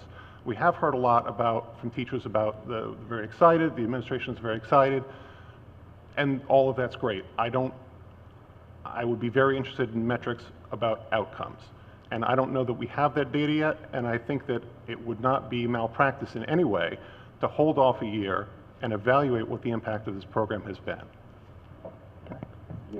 Dr. Jones? Yeah, and I do respect your opinion, Mr. Peterson, and I'm speaking from an educator point of view when I talk about malpractice, because we truly believe that we do want to prepare our children for the world that they're going into, and it starts in 6th grade, it starts in 3rd grade, and we try to be very responsible to developmental levels, and I think part of that does come, back to trusting the staff. If it's an issue of taking them home, I think that's a very different discussion. But if this money is not in the budget, we can't have the discussion about whether they're going home or giving the parents the option that want to take them home for our families that don't have access, and especially for the equity aspect. It is enormous, and not all of our families, have access at home. They simply don't. And if it's about giving choice to the families, I know our middle school principals would rather work with the board on that than to completely cut it out so that we can't continue growing in 21st century instruction. I appreciate that, and I want to backtrack a little bit on my tone, because it's an issue that I feel very personally. I certainly have no sense that you are attempting to do anything nefarious, and I don't want to leave that impression. So if I left that impression, I am sorry, and I do respect the input of staff, but I also respect the input of parents, and that's where I'm coming from, and that's where I've gotten a lot of feedback on this particular issue. Mr. Dwyer? Ms. Pitko probably recognizes that this is not a motion that I'll be supporting, even though I was helpful perhaps in getting it on the table so it could be discussed. I accept the PTA's representation that the parents in the overall basis, not that every parent, but parents as a group support this, our educators support this, and we have to advance the use of technology in education. The world is heading in that direction. This is just a step in that direction. So I won't be supporting this motion, but I just wanted to clarify that. Mr. Asa?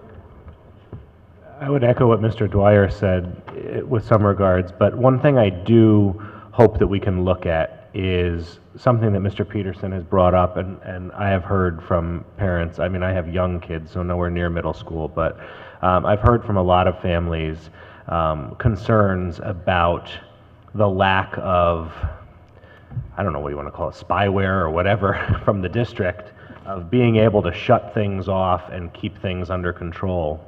And I would really urge, I know we've talked about this at previous meetings with our IT director, and it was kind of left that there wasn't necessarily a firm thing in place, but there was times when they could intervene, if I'm correct. But I don't believe that there's necessarily an actual software or program that's on there being utilized fully. So I'm curious if anyone through Dr. Jones can answer that. I know Mr. Honahan is here tonight, but I'm going to quickly answer that. I think that for most of our middle schoolers, if they have this device, it's one of the few devices they have, probably the only, that is monitored 24 hours a day, 7 days a week.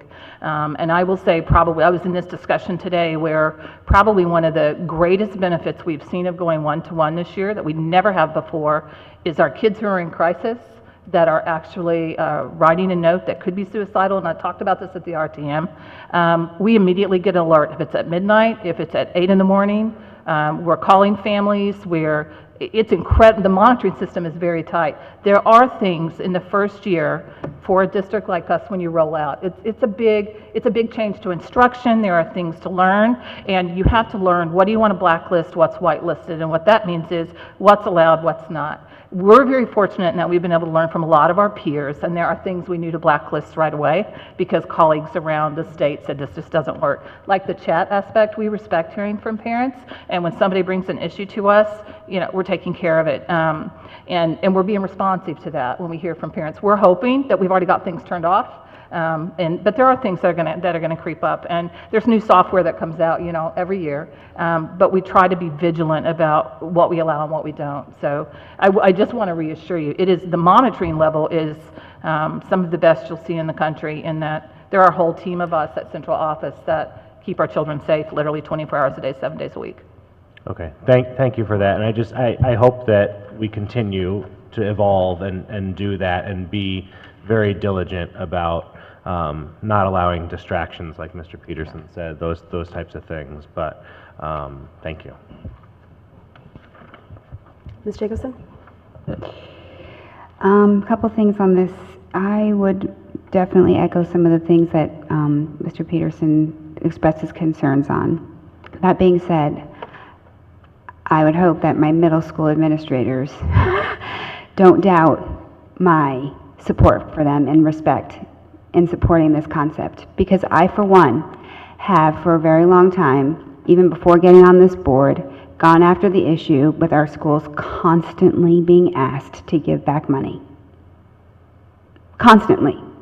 Freezing money, being asked to give back money, so leaving in money after saying it's more than after they gave back the 10%. That doesn't make me feel better. This is not just about supplies, materials, the icing, it's our plays, it's our intramural sports, it are the things that are meaningful to our students. So this is not about my disrespect for the PTA or about my lack of appreciation for what our state team have sent to us. This is about me, that I'm always going to fight these reductions.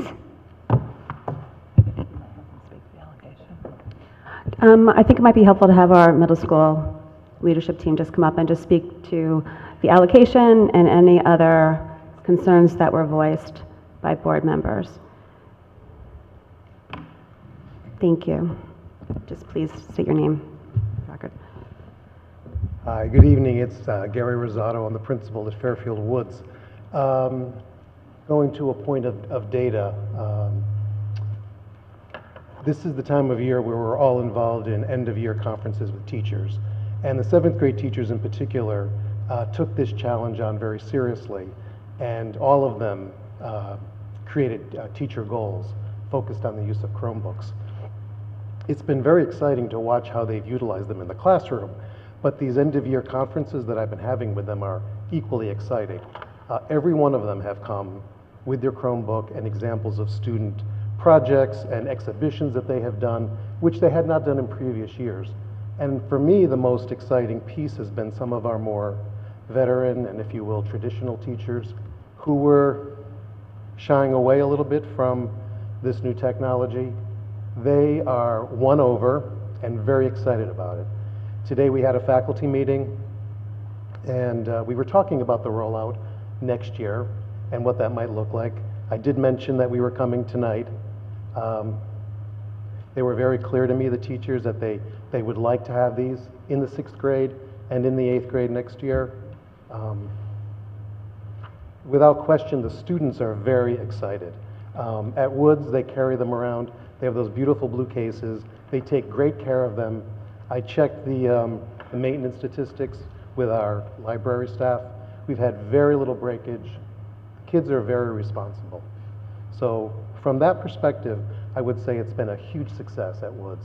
So, you know, I have more to say about that, but I'll give my colleagues a chance. But just seeing it on the ground every day has been very, very invigorating for the school and for the instruction. Anthony Formato from Tomlinson. I too have seen an invigoration in the staff, and with that you see increased instruction and the level of challenge that we're putting forth to the kids.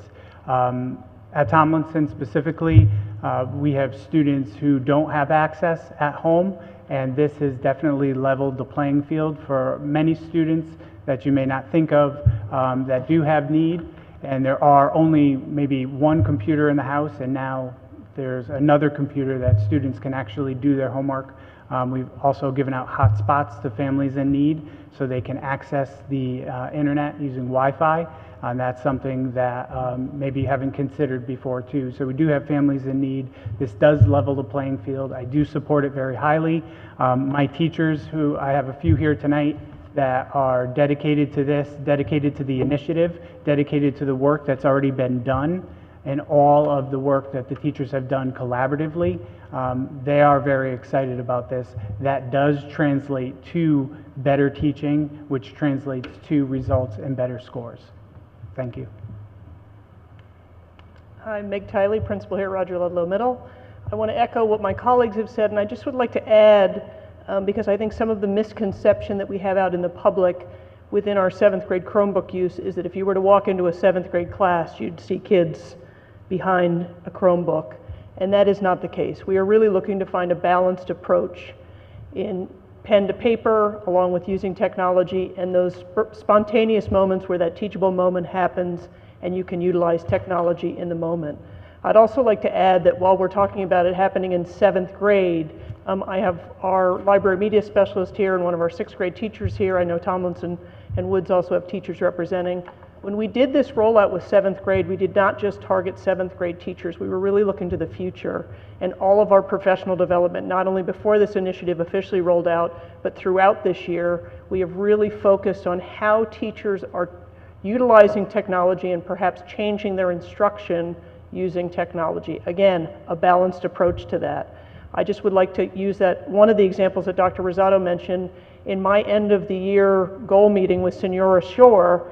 Prior to that meeting, she sent me video clips of students from the beginning of their year in 6th grade Spanish, because she utilized technology, to where they are in their benchmark at the end of the year. I am looking at students on a screen at the beginning of the year, and they see this themselves, where they started at the beginning of the year, where they are in the winter. This was a fall to spring, but wow, it spoke volumes to me on where the kids progressed, how her teaching progressed with those students, and that was all used through technology. And I can only speak, if I were a student looking at myself speaking Spanish, I would be pretty darn proud of my work through the use of technology. Tom Hanian, Executive Director of Digital Learning. I also have an incoming 5th grade.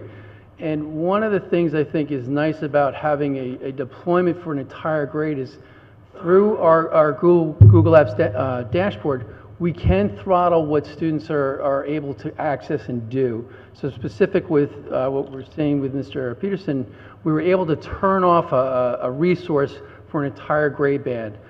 So we can throttle different experiences for different children. So I think that was a great suggestion that we came up and we were able to do that. So that's another thing we can kind of consider as we move forward of how do we have children exposed to different levels even with YouTube settings as well. That's another thing that we're considering of bringing down some more strict settings as the age groups go through all the way up through high school. Thank you. Oh, it's Ms. Picco, sorry. I just wanted to reiterate that I made this motion to delay spending this money for a year because we had not gotten extensive research on how they were being used specifically. I have my own personal experience in my own district on a one-on-one initiative, and I have a kindergartner who's on screen time an awful lot. So my concern comes out of that. Thank you. Does anybody have any questions for our middle school principals? Thank you. Any more discussion on the amendment? Okay, seeing none, we'll go to the public to speak on the amendment only.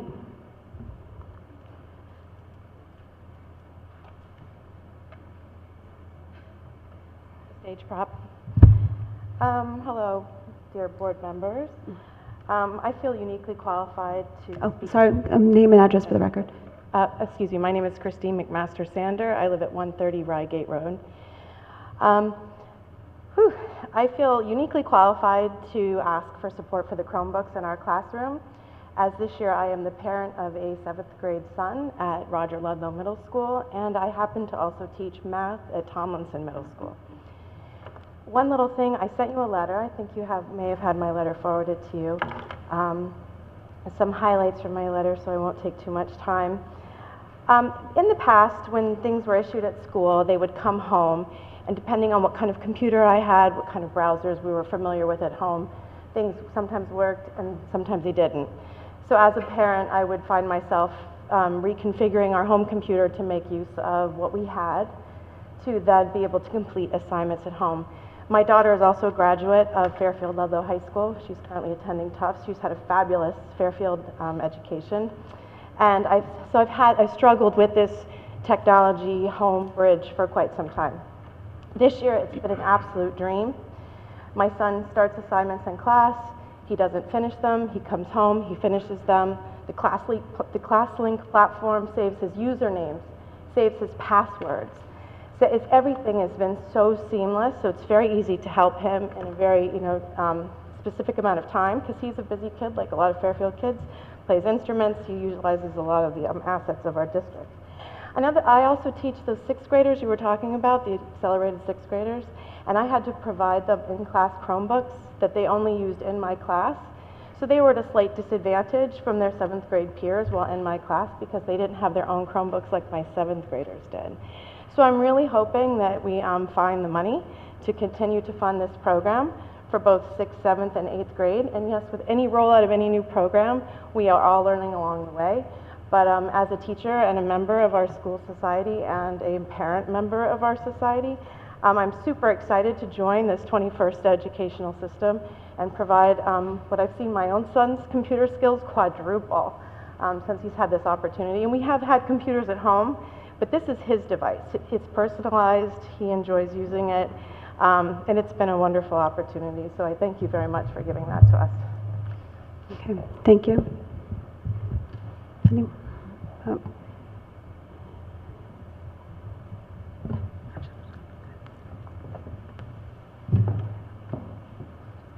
Hi, good evening. My name's Nikki Callahan.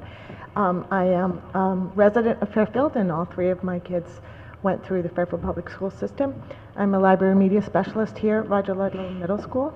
I'm also the liaison for the Library Media and Tech Integrator Department, K-8.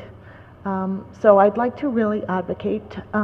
We were the department that spent an awful lot of time rolling out these devices, including giving PD to teachers.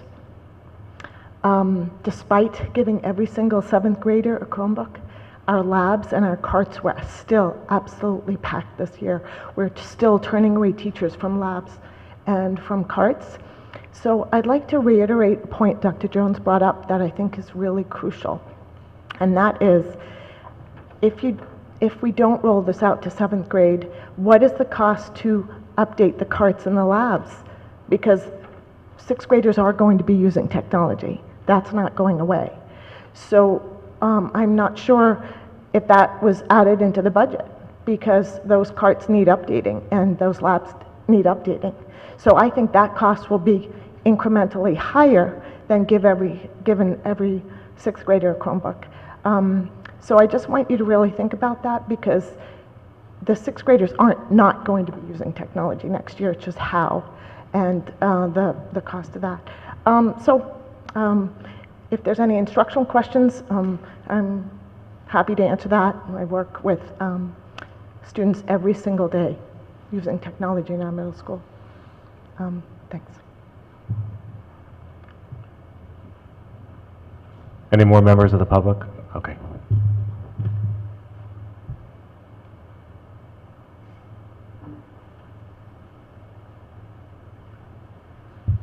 Hi, I'm Peggy Shore, and I am a teacher at Roger Ludlow Middle School. I teach grade 6 through 12. I was at Ward for a number of years. This year I taught 6th grade and 9th grade.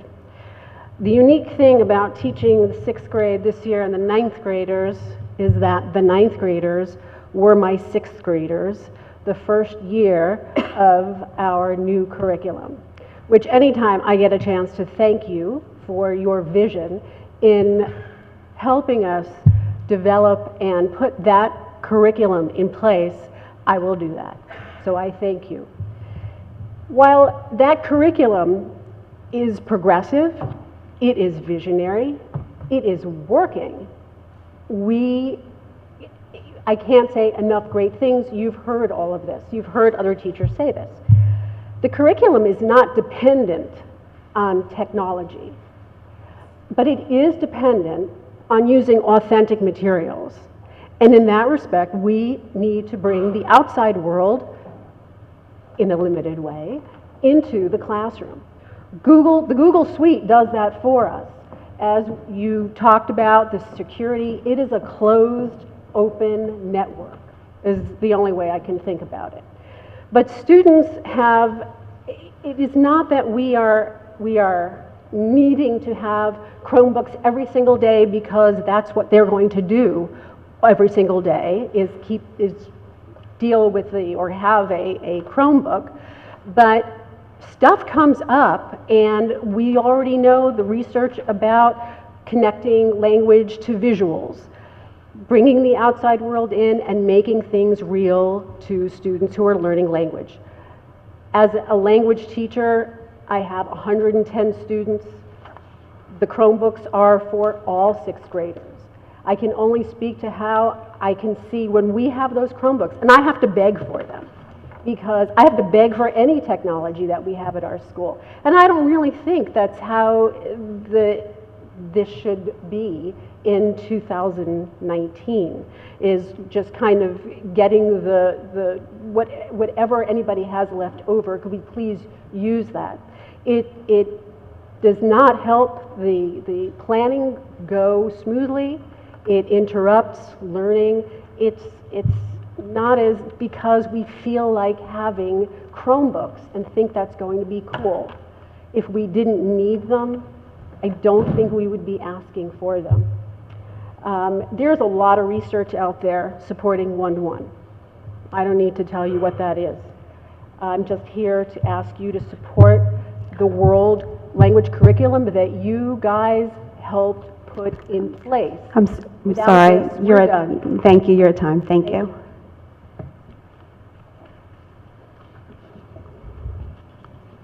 Okay, seeing no members of the public, back to the board. Okay, please. Okay. The amendment is to remove line 25, column 11, $206,006 for Chromebooks, and to, I'm trying to think of the right word, to balance, to, what would be the? Appropriate one. To reallocate the funds, $15,894 for major maintenance, $180,112 for allocation, $10,000 for the athletic sheds. All in favor? Ms. Pitko? Mrs. Jacobson? Mr. Peterson? All opposed? Ms. Leeper? Mr. Dwyer? Mrs. Gerber? Mrs. Vitale? Mr. Asa? Mrs. Maxincanelli? Motion fails. Back to the main motion. Any more amendments? Back to the main motion. Public comment. Oh, public comment on the main motion? Seeing none, back to the board, back to the main motion. All in favor? Ms. Leeper, Mr. Dwyer, Mrs. Gerber, Mrs. Vitale. The main motion? Mrs. Maxincanelli and Mr. Peterson. All opposed? Ms. Pitko, Mr. Asa, Mrs. Jacobson. 6-3. Motion passes. Thank you to those staff members who came and gave comment. Okay, moving on to new business. First reading of ECC site for 2020.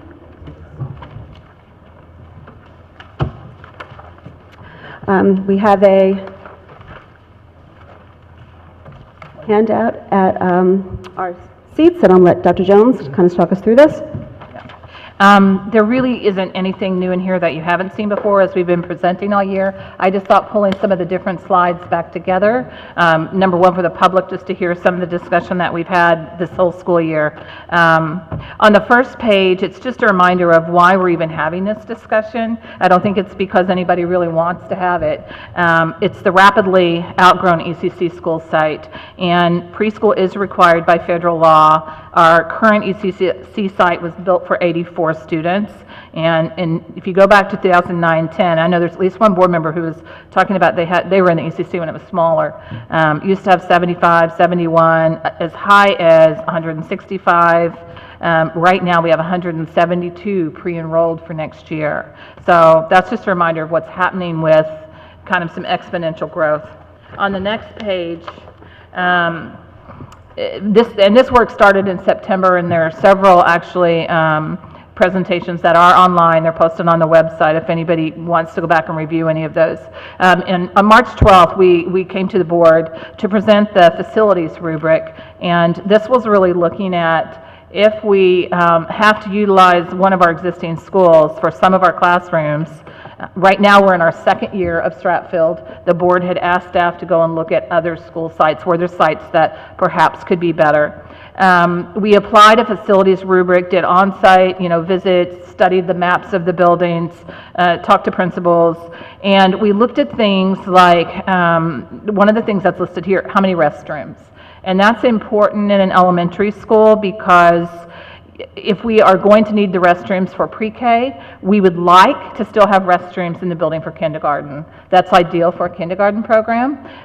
Doesn't mean that's essential, but if you can do it, it's better to be able to do it. So that's just a reminder of what you saw in the facilities rubric. We also looked at drop-off and pick-up. Does the building already have HVAC in the building? Is there either pre-K space that's already there, pre-K space where we could put it?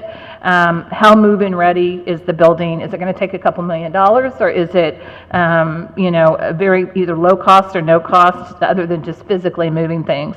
The number of classrooms with restrooms, and then whether it had elevators, steps, multiple floors. Below that, we came back to you after we did the facilities rubric and brought the programming rubric back to the board, because you can't just look at the school facility. You need to understand what programs are in our buildings. And some of our buildings already have some unique programming in place. And this was where you were looking at utilization. You can also see when it says least disruption, which is just that column 3, just as a reminder, would you have to move a lot of children out of the building right now? For instance, Sherman was a good facilities. On the facilities rubric, it's going to have 7 restrooms, but that building is full. It's over capacity, so that's not an option. On the far right-hand side, just as a reminder, the unique programming, we have CLCs in some of our buildings. You really would not want to have an ECC program and a CLC program.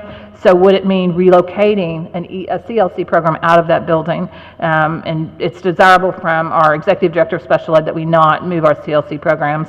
And we believe our principals would say the same thing, because when you have a CLC in an elementary, especially, it takes a lot of skill on the entire staff to really work to have a strong CLC. So those are the unique programs that are at the buildings that also was a factor in deciding. Then on page 3, just as a reminder, you've seen this map, I think, the last 2 times. It's the building utilization, where the buildings are sitting right now. Below that was a proposed timeline, again, based on what the board asked us to do. When you look down on the bottom, you can see kind of what the capacity is of the CLC. I don't think that calculation was on there last time on the slide, but it will be on for the Board of Selectmen tomorrow. On the next page, you see the projected building utilization. If you were to take Holland Hill and also North Stratfield, did I say that right? Yes, sorry. But again, this is not a new slide. The program goals, which are down on the bottom, it's just a reminder, more than anything, we think programmatically next year, again, we're making this decision because we have to, we're out of space. But the other thing that's been happening is we have not been able to have the program aspect that we want for ECC. We want class sizes of 15, not 18 and 20. Next year we're at 11.3, and just remember I said we don't have 0.3 of a child, but some classrooms are 11, some are 12. We want to increase our peer-to-peer ratio, and we would like to start at least at 50-50, trying to be a minimum of 60 and 40, and that means 60 children without special needs and 40% with special needs. But again, we want to start 50-50, which is what we're doing next year. And as a reminder, one of the reasons, again, we're looking at the programming aspect is this year our peer ratio in October was at 27, and in April it was down to 23. So as we progress through the year, it gets more challenging. We want to have balanced English language learners across our pre-K sites, to see if we can improve our kindergarten transition. Do we have seats available for growth? So we've tried to look at that. And then looking at the feeder pattern transition, that is not so much important tonight, but if you're looking at those two specific sites, it would be. And then the last thing is really just looking at the pre-K through 12 focus and utilization. Looking at, to resolve overcrowding at Ward, basically we need to move about 172 children as of next year if you're looking at 2020 and you're not utilizing the existing ECC site. We need those seats out in our schools, 11 elementaries. Just as a reminder for Ward, they are a building that's built for 1,400. They're currently at 1,479, so they are over capacity. Ward could reclaim that space. But if you go out to the 10-year, Ward is projected to come back down, but I will, just as a reminder, I think you probably need another year or two of that trend, because this year our high schools were higher than they were projected to be on the 10-year. We still have to use the 10-year number until we do a new 10-year, but we need to see how many of our 8th graders we retain again, and is that going to be a new normal for us? But that's just, again, this is information you've heard before. I just wanted to remind you kind of from many different presentations we've done this year. And then you also have at your seat, these are questions that came to us pretty much Friday, Saturday, and then late this afternoon. So I realize some of you may not have even read the email. It was sent, I think, at 5:25. But again, we got the bulk of this was late today, but we had most of it answered in previous presentations, but there's a lot of information on here. Thank you for the recap. Mr. Asa? Yeah, just on page 5 of the presentation here, where it says 172 children. Can you just remind me, I apologize for asking this question again, but the 172 is not 172 at one time, right? That includes 172, but half of them are their half, or some of them are their half day, right? So there's not 172 at one time, right? Just trying to figure out when we're talking about number of seats that we need at schools and number of classrooms, I think there may be some misconceptions out there that we actually need 172 seats every day, all day. All right. Rob Mancusi, Executive Director of Special Education and Special Programs. That 172 students represents actual bodies right now that we're projecting to begin the 1920 school year. There are 8 classrooms, 16 sessions, so there's AM sessions and PM sessions, and then in addition to that, there's 2 CLCs. But those are actually 172 students that we are planning on coming at this time. So normally with 100 okay, so so each section has a capacity of 15. So that's 15 times 16 sessions. Like Dr. Jones said, our goal is a 50-50 split of students with disabilities to non-disabled peers. And right now, we're going to keep it a minimum of 60-40, which is much better than our current 20-something% for this year. Do you mind if I add to that? I just wanted to say, we've had a whole team of people, most of them are sitting over there, that really it's placing every individual child, because one child may be there for 2 sessions, and some are only there for AM or PM, so it literally is placing the students so that we know how many seats are available for peers and how many are available for special needs. So the bottom line is 8 classrooms. It's 10 classrooms this year, with 2 of those being CLC. Okay. Yeah, but sometimes it's 1 CLC, some years it's 2. This year it's 2. Mrs. Gerber? Yeah, I just wanted to follow up on one thing. So this 172 at the beginning of the year is considerably higher than what it was at the beginning of this year, but that's because adds the pre-K from Burr. This is actually children who are pre-enrolled for this program for ECC starting in September. It's our peers, and it's because we may have children at Burr that did not even stay with us. I mean, they may have decided to go to a different preschool. This is our pre-enrollment number, correct? Mr. Arnone keeps up with that as well for pre-K. This is our pre-enrollment number. Right, but it includes students who may have gone to Burr, because we no longer have a pre-K sure. at Burr. That's what I'm trying to say. Oh, So, sure. whereas if looking at the beginning of the school year number for this current school year, we wouldn't have included the pre-K at Burr. But now we are, because the pre-K at Burr no longer exists. The students who may have gone there are now going to be part of this ECC number. If they enroll. Yeah, I mean, because some of them are going to kindergarten if they, 3-year-olds, for instance, stayed with us, and we can certainly probably follow up with you how many stayed with us out of that program, but if that's what you're asking. Somebody else had asked that question. That's not exactly what I'm asking, but I just wanted to clarify. Previous pre-K that wasn't part of the ECC is included in this number. That's what you're asking. Right. Right. Yeah. But the burst, well, I guess I'm just trying to clarify that this is actually a pre-enrolled number. So we didn't take burst students and say we had X amount of students this year, and we have the Burr number that we plugged in as our estimate. This is an actual enrolled number for September. I just want to make sure that. Right, but it's higher because the pre-K students are going to be part of this program, is all I'm clarifying. Frank Arnonis, Executive Director of Innovations. I've been working on all of the enrollments with Ms. Bruno, and there are approximately 4 students that are coming from Burr's program that are currently enrolled in the next year's program. There are about 12 students from the Stratfield program that are currently enrolled for the next year's program. So you are right, that this is including some of the Burr students and some of the Stratfield students. Great, thank you. Sorry. Thank you. Ms. Sleeper? No? Ms. Picco? I actually have some new comments, if you can imagine, after everything I've said.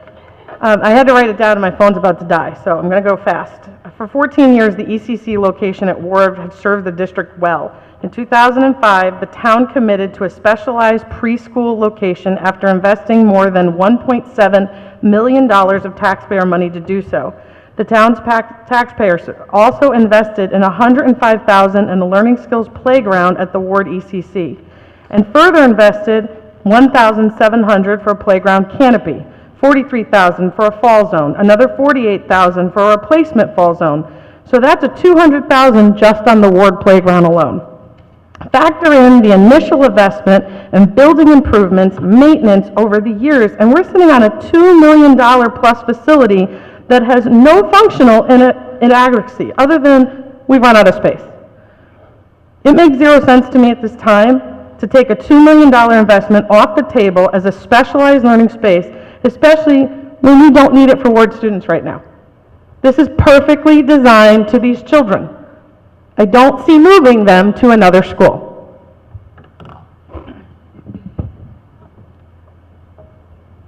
Mr. Peterson, followed by Ms. Jacobson. Just to follow up on that a little bit, one of the things that I've been thinking about a lot since our last meeting, Mrs. McAnally brought this up, was the topic of itinerant services. You know, the Ward site has a lot of advantages, especially its unique, you know, purpose-built its entry that's separate from the school. And you know, when we talked about we don't want 2 different programs, I think that we took a sense of the board at some point. But I'm wondering if there's any, and I don't want to reopen a can of worms here, if there's any thought to maintaining the Ward site for a certain population, and especially for the itinerant services, and that's a comment that's been raised by parents of the elementary schools. How are these going to be integrated in our school day? And having you know, an overflow site that is. I understand the equity angle of it, but I'm also loath to simply turn our back on that site, especially when, by the Milone McBroom projections, we're going to be under that 1,400 number at Ward by 2023. I'll take a stab at it, and then you guys are welcome to jump in. Our itinerant numbers running between 20 and 40, whether it's the beginning of the year or the end of the year. So, you know, keeping that site for that purpose, it's not enough children, you know, for itinerant services. Whether or not we keep the ECC site and we go to a school, you know, the recommendation really was at the request of the board, and so that's why we went out and looked for 2 sites. You know, I think that we think programmatically, yes, they're going to be different. That having an ECC and having a school site, you know, one's at a K-5 setting, and yes, they're different. Certainly, if the board decides to go in that direction, the staff is going to make it work. No? Jen, I'm sorry, Ms. Jacobson. I have a couple questions and I'll have a couple comments. On page 3 of the presentation, when you're talking about the Stratfield PK TBD, can you explain or extrapolate a little bit on the TBD? Are you holding those 2 classrooms? Sorry, where are you today? Page 3. Oh, I'm on page 1, sorry. I even got new glasses. Okay, with you. Yep. We're pretty much banking on those 2 classrooms needing to be stayed for ECC, right? So this was presented at the last meeting. And the reason it says to be determined is that's going to be a board decision because we have children who have just moved in that building. This is their 2nd year. Next year is their 3rd year. 2020 will be their 4th year in that building. So you're not going to want, your 4-year-olds may go to kindergarten, but you're going to have 3-year-olds that are there. Their parents are probably not going to want them to be moved to Holland Hill or North Stratfield, that next year. So we left it to be determined because we also, by the time you get to 2020, we just don't know what's happening either. So it's a future board decision, and probably, as you know, probably not even this board by the time you get to 2020. It's different people. So we were just trying not to be too far out there with that, and knowing that it's going to be transitional. And Stratfield parents are enjoying, I think, having the pre-K there. So I think you may have people who will advocate to keep it there, especially we're seeing the peer model. Parents love having the pre-K in their building, which, I think we heard from Burr parents when we were moving it out of Burr. They really do like having a pre-K in their school. Yeah. Mr. Mancusi, do you anticipate for the early childhood population to continue to grow at the clip that it's been growing at? Meaning we're going to probably need, sorry, what's everyone laughing at? Just have heard that question numerous times at other, sorry. The answer Sorry, is, Ms. Jacobson. I expect it to grow, continue to grow. So it's likelihood that we're probably going to need those Stratfield classrooms anyway, regardless, right? The 4 Stratfield classes that we are planning on for next year? Or at least 2 of them still, Yes. or part of them, right? Yes. Going forward, okay. I will say this, the wonderful ECC staff behind me. They're very passionate about what they do, and they change lives. They make difference every day in the lives of families. So does our ECC Stratfield staff. So I've said this, I'm like a broken record. We can deliver high-quality early childhood programming in 1 site, in 2 sites, in multiple sites if needed. We will do what the board decides we need to do, and we will guarantee high-quality early childhood programming for our youngest children in Fairfield. Can I add that I think understanding how many open seats there are might be helpful too. This is not something where I think in 2020 all of a sudden we don't expect it to be that fast. So I don't know if you brought those numbers with you or if we have to send those to the board, but we've gone in and calculated how many seats for special needs children. So we're not anticipating by 2020 all of your seats are gone. If we max out at 15, we currently have about 40-something seats before all our classes max out at 15. So we should be fine for next year with that number. Thank you. The dots on page 3, and there are red, green, yellow, blue dot. Is that the Milone and McBroom projections, or is that the updated projection that we got for this year that has about 90 less students enrolled? So I'm just kind of trying to understand what projection you used for these color dots. Yeah, this is building utilization, and you can't confuse it with enrollment projection. So building utilization means if you had a building built for 504 and you took 1 or 2 classrooms out of circulation, then it's no longer a 504. Mm-hmm. Then you apply how many classrooms are you utilizing according to the utilization. So you can't really mix the two. This is based on actual utilization, looking at 2019, 2020, how many classrooms are predicted to be in that building once you take those special programs out. Okay. So I'm starting to count up all of these classrooms in terms of the Stratfield rooms, the Math Academy rooms, the 10 pre-K rooms, the 2 more CLCs that we're adding at Burr and Riverfield, a possible non-504 at Mill Hill. And what I'm coming up with is 20 classrooms. Does that sound roughly correct? To be honest, I have that chart somewhere that we've presented, but I don't think it's in here tonight, and I to actually calculate it. I Okay. So it's around that, right? Because we got 12 PK rooms, we got 2 for the Math Academy, we have 6 CLCs. So when I go out a year or two, that's fine because we're in a lull, right? Enrollment rise. But when I go out 10 years from now and I go into 2027, which is not hard to do because they're already in school, they're in 3rd grade, they're in 2nd grade, they're in 1st grade, I can count that up.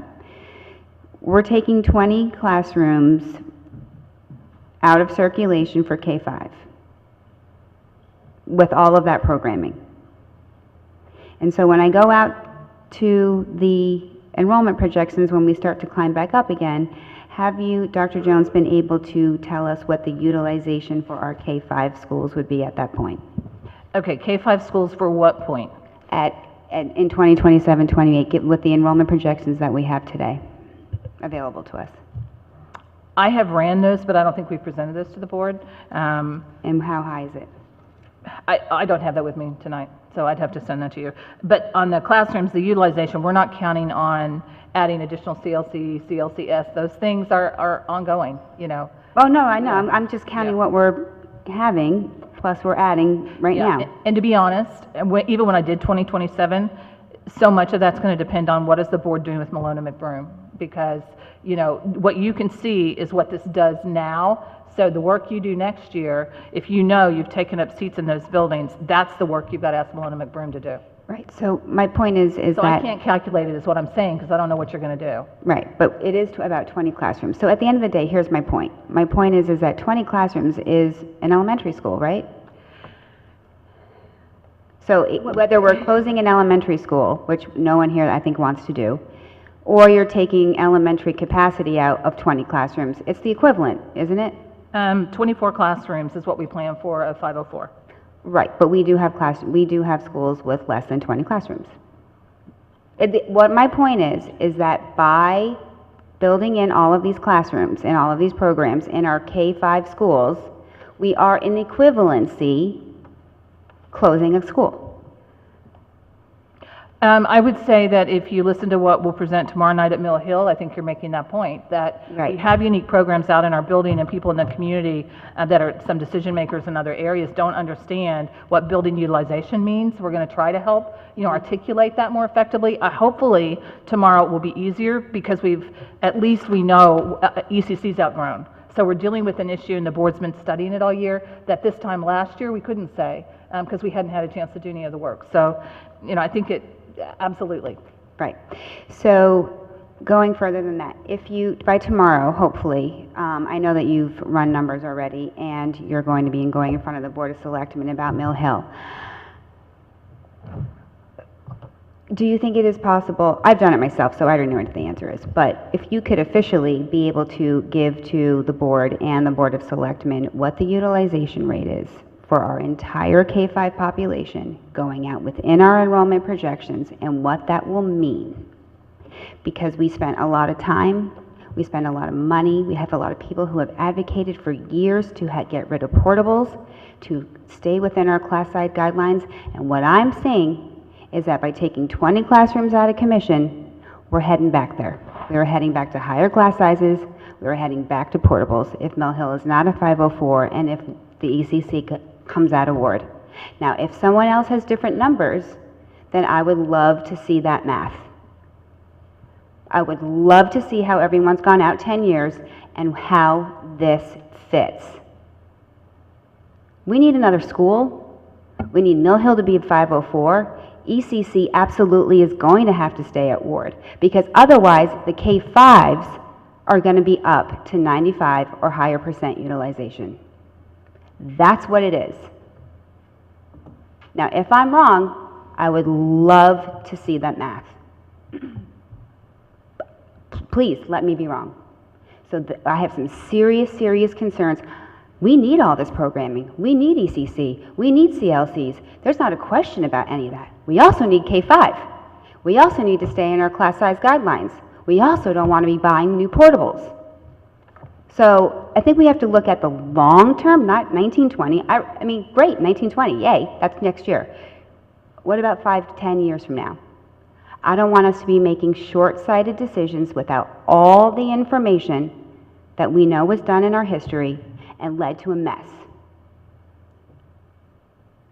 So I would like to know by tomorrow what the K-5 utilization is with all of these classrooms taking out of circulation, if that is humanly possible, and I think we have a very big job to do tomorrow night.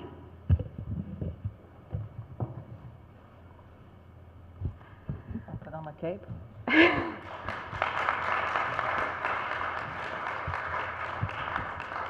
I think we can run those numbers. I think that we can advocate, absolutely, that we need to advocate for a 504. I think we've already unanimously made that decision. I think that, you know, looking forward by 10 years, a lot could change. And where space goes, I think we also have to, as we're talking about the facilities, we need to come back down to programming and, you know, looking at the programming side and making sure that our programming is equitable for all of our students. Where do we have 20 classrooms? Tell me, where do we have 20 classrooms, Christine? Could we?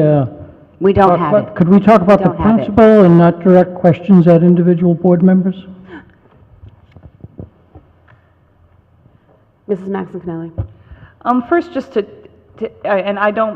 I believe in accepting the will of the board, and the will of the board indicated a direction of 2. So I just want to put to rest, because we've heard so much about ECC, one site, two site, and I just want to, before I go into my other questions, sorry, but got to put everybody on the spot here. I just want to be sure that is, I am correct that Mrs. Picco and myself, who had advocated for one site for ECC, that no one has wavered from that, and that we remain committed to the 2 different sites. I just want to confirm that before I pursue my questions regarding the information of the 2 different sites.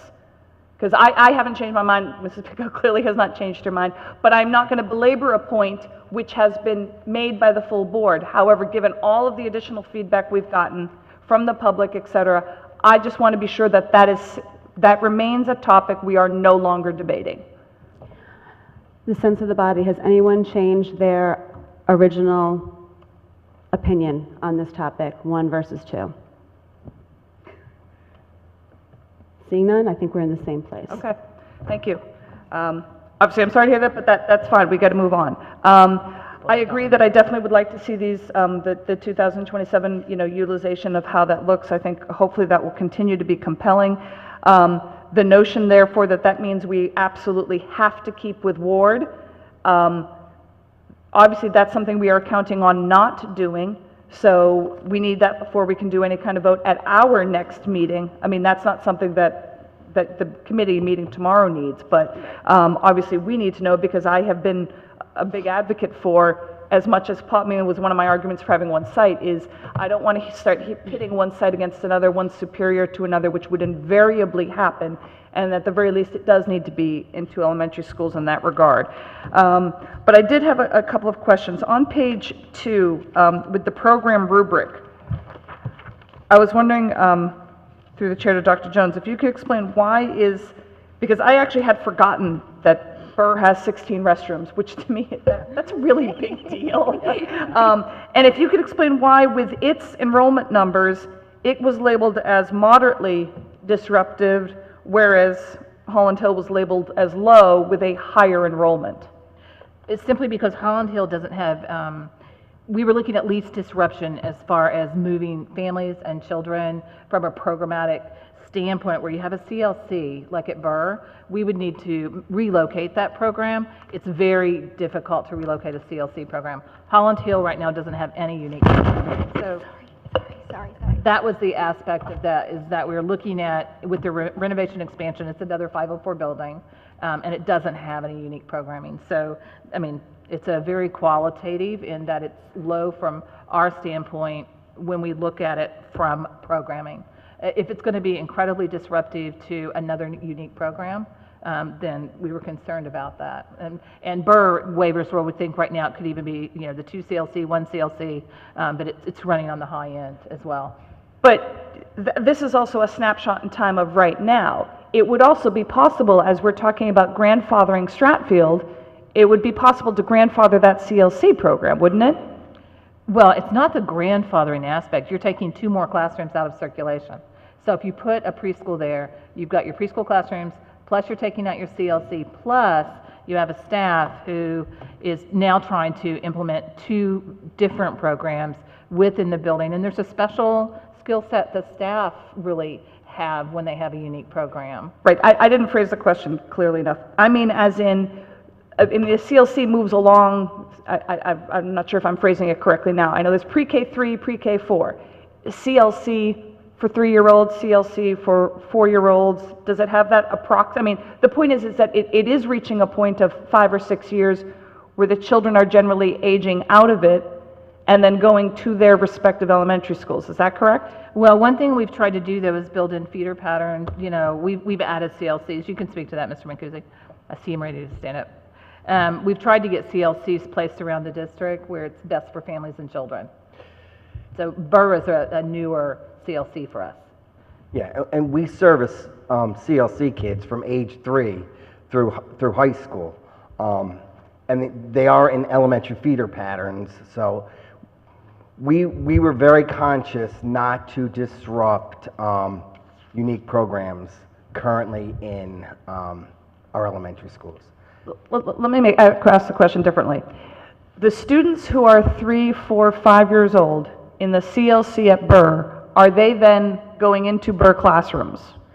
It depends on each. No, 3s and 4s are at the ECC. Yeah, the CLC, ECC kids will go to, when they go to kindergarten, they might go to a CLC, they might not go to a CLC. So, sorry, that was a misunderstanding on my part. So let me change the question. The CLC students who are at Burr, how many of them would have been in a different elementary school if they were not taking part in the CLC program? I don't have the breakdown in those feeder patterns. I can get that for you tomorrow. I mean, is that what you're looking for? Right. I guess here's I'm just going to make up a hypothetical. If half of them were going to have been Stratfield students, or half of them were going to have been Jennings students, then it's a program that, well, because we have them at Osborne Hill, Jennings, Dwight, Burr, we already have CLCs there, so if that was their home school, I'll just make it that's where they're going. Yeah. So I'm just trying to get a sense of just how fixed is it in Burr. That's really what my point is. It was added at Burr because it was needed at Burr. And is it 2 years or is this the 3rd year? But I added it. This is the 2nd year. Yeah, it's the 2nd year. I don't have the home school for the Burr CLC students on me. I believe I don't know what their home school would be. Okay. I can get that though. And it changes every year. Yeah. And I definitely understand the idea of multiple programs like that within a single building, that is challenging. That's why I was trying to get at is it possible to move it so that it were only, as I said, 16 bathrooms. It's hard to look at that and not at least ask about it. That's my point. And I think part of, just to refresh the board's memory, that when one of our earlier discussions, there was concern about just time on the bus, and then having a possible preschool at North Stratfield at Burr, the 2 northernmost locations. It would be a longer bus ride for some students potentially that have special needs, and it might be a deterrent to those typical peers from around town enrolling in those preschools if they were. Well, I wasn't necessarily advocating for Burr and North Stratfield. I'm just saying that as an option that we are not talking about. As for Burr, fair point. Christine? Okay. I'm not done, but did you want to follow right up on that? I was going to partially answer your question. Oh, only because I have a kid there. I know. Okay. I was just going to say, it's not so much about the CLC, it's the fact that the children in there have now become part of the community, and the staff there now service those children. So to move them would be disruptive to the students. Okay. I don't think any of that involved my articulating my questions very well, so I'm just going to move on. For the drop-off and pickup, this is on the second page again, in terms of the facilities rubric that we were looking at. Could you speak more to the drop-off and pick-off? because obviously it's something that we're concerned about. Again, we've heard about in letters, and it is not a non-factor in looking at our sites. And I was wondering if that's something that you are able to speak to, or I can get more information about later. If you're not ready to speak to it, my fault for not sending something in. Sorry, just before you start talking about pickup and drop off, one thing I wanted to add to that, and I'm not sure if you were inferring that, is that because so if we're specifically talking about Holland Hill has an earlier start time and an earlier end time. So I guess that would kind of go in, not only pick up and drop off in terms of logistics, site, all of that, but also in terms of the time. So I just wanted The to whole package. specify both. So I didn't know if anyone could speak to how do these sites rank where that's concerned. Yeah, that goes back to the facility night we presented on facilities. And the board actually, after we had that discussion, we ended up talking about making sure we had staggered, if you remember, drop-off times, which this year at Stratfield, we haven't been staggered and it still worked well, but we took the input from the board. So as far as like traffic and that sort of, it doesn't impact, it won't going forward, because they're gonna start slightly at a different time than the elementary, so that ECC children get dropped off, I think it's first at Stratfield. I can't remember if it's before or after. After? Slightly after. So it'll be slightly after, so that they're not having crossover. Is that what you, did that answer? Yes. Okay. But then, of course, there's the logistics of these parking lots and where we're going to have room for all of that. Have the sites been actually compared with regard to that? In terms of, and it could be that they're all equally problematic, equally, no, this is going to work fine in terms of the added staff needs there, the parents who will or will not be choosing to put their children on buses to get them to the ECC. We have looked at that as well, and again, when we have these 504 buildings, and most of them that we've talked about are the 504, their parking is all around 100 spots because they're built to have 504 K-5 children. So if they're only running 300 and something now, those studies would still, be applicable. With pre-K, it sometimes looks like, when I think we addressed this earlier, it looks like the numbers are higher, but they're AM, PM. So it's not as many as what you think. Okay, thank you. You're welcome. Any other questions from board members? Mr. Peters? I'm sorry, Mrs. Gerber. Well, again, just to get back to the earlier start time for Holland Hill, since Holland Hill is mentioned as one of the sites, is that something that you could see possibly being problematic? Would it be helpful? Would it be, just because it is, I mean, even if it's staggered, it still would be considerably earlier on both ends than regular element. I'm just trying to get a sense of. I think, if we knew that it was, and we can certainly talk about that between now and the next meeting. We have already discussed it. There are a couple of different options, but we actually could still start ECC Holland Hill at the same time as ECC North Stratfield. Even though Holland Hill may not start at that time, we're already staggering. So if we wanted all our ECCs to run at the same time, we could still do that. But that would That was my question. Yeah. Thank you. Mr. Peterson, sorry. Yeah, just to piggyback on something Ms. Maxine-Kelly just said in terms of staffing, we're talking about students who are part-time, half-day. Is there a significant portion of staff? Because there are presumably going to be therapists and such that are, I understand we have a certain number of classrooms and we'll have a teacher per classroom, but are there, do you see what I'm saying? Like, yeah. What I would say to that is staffing is always done by student need. So if we had a building with 504 students in it, K-5, we're going to have more service providers than we're going to have if a building has 350. So we feel like we will be able to accommodate that within the building because the buildings have been built for that. And we haven't found it, and I don't know, Mr. McKenzie, if you want to speak to it, but at Stratfield, we have not had challenges with that because Stratfield was built to be a 504. Right, but they also expanded their parking lot with their 504 renovation. Right. Ms. Jacobson? Just from a budgetary standpoint for the recommendation locations at this point, is the only thing we're looking at is this playground and the AC at North Stratfield for $105,000? Or would there be necessary items at the proposed Holland Hill location as well? Well, that was part of the analysis when we did the facilities, and the biggest aspect is, you know, is the restrooms. And they have, I think it's 13 actually classrooms with restrooms there, and so they're very well equipped for that. At North Stratfield? Yes, yeah. Let me see, I know that probably I got just that. looking, you don't have to give it to me now, 'cause we're not 13? voting on Yes, this. it's If- 13. 13. Thank you. Oh, thanks. No, I'm just looking for, before we vote on this, a total budgetary amount for both sites, or for any sites that we're going to be looking at, because that will have to be put into the fiscal year, for next year's budget. It would be put in the 2020, 2021, so you'd have time to discuss that next year during the budget, and there will be decisions. For instance, at North Stratfield, which we've known all along, if we would want to put air. So the most updated number, you know, we had today is that if we change the model of the air conditioning, instead of doing the single units like we have, that generally they're around 7,000, if we double that number and it's just over, I've got it on here somewhere, 14,000, it's actually a unit that would hook into a central system if the board decides to go ahead and air condition that full building. So you could actually be, you know, thoughtful about that in the budget process next year. Ms. Jacobson, my angles, I can't see her hand. So, okay.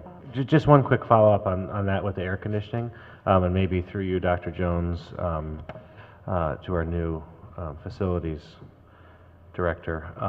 With regards to the AC, my only question or concern on that is, I know you say they can integrate into it, but how does that work with mechanical means of fresh air?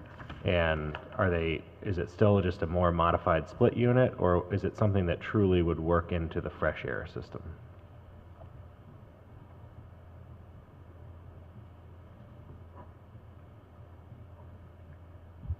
No, you are correct. It's just basically a more modified split unit. It's got a 5-ton unit that feeds off into 2 classrooms, and it would be multiple depending on how many classrooms you end up taking. What makes it a more modern situation is it has a network system to it, so it can tie into your automated building systems and be controlled from a central location. It would still need its own fresh air system if you went with the model of air conditioning the whole building. But with this, there is no fresh air option, correct? No, no, it's just like a split unit. It's only bringing in circulating air from the building. Just to be clear, when we're talking about this, yes, it could be integrated with controls and whatnot, but realistically, if we were doing a full HVAC project at that school, we would probably be getting rid of these units.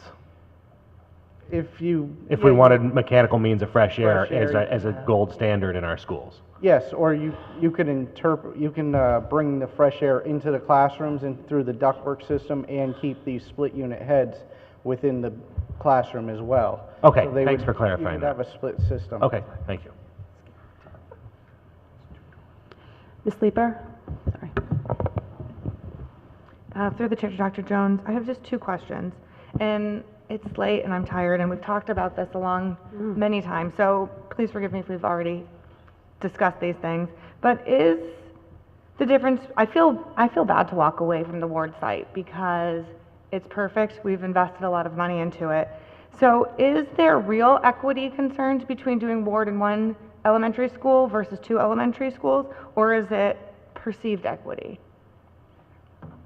That's a hard question. I think there will be differences in the 2 programs, but there are differences between all 11 elementaries. So that's the easiest way I could answer that. Anytime you have 2 different schools, they never look exactly the same, even if you intend them to.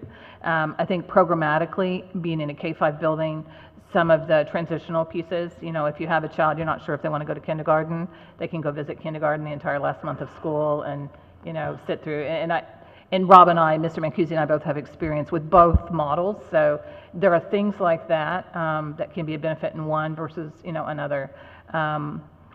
I do think the peer model is going to be more effective out in elementary schools versus the ECC, but it doesn't mean that over time that couldn't change either.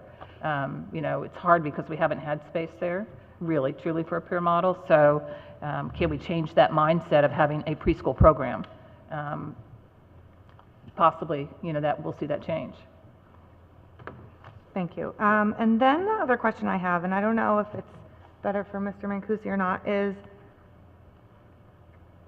I'm definitely sensitive to the concern of our ECC staff about the continuum of services. But one of the things I continue to struggle to understand is if we have two sites the size of our current ECC, why can't the continuum of services be delivered as it's currently being delivered?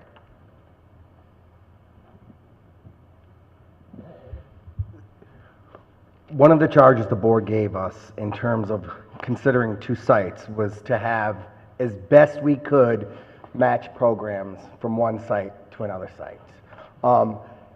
We are going to have a CLC at Stratfield and at Ward next year.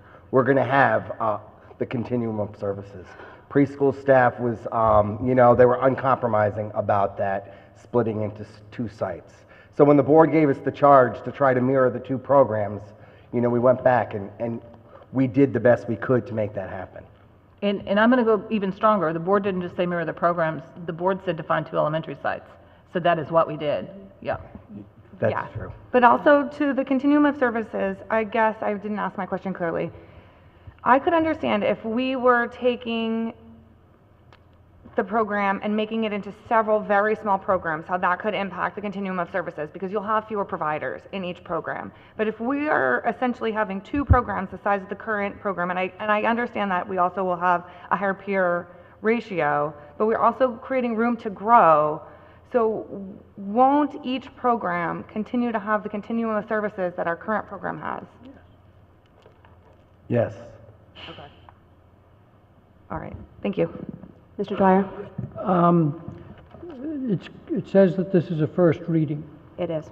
And so is it a first reading with a proposed motion that's in front of us, or is it a first reading that says we are adopting this proposal dated May 21st?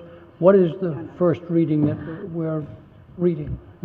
The first reading is to accept staff's recommendations of having the two locations at the ECC, long-term solutions at North Stratfield and Holland Hill, with... So essentially... It's really the implement the timeline as proposed on page 3. Or implement the program as described in this handout. Okay. Yes. Page 3 specifically. But page 3 specifically in terms of phasing out Stratfield and phasing in Holland Hill and North Stratfield.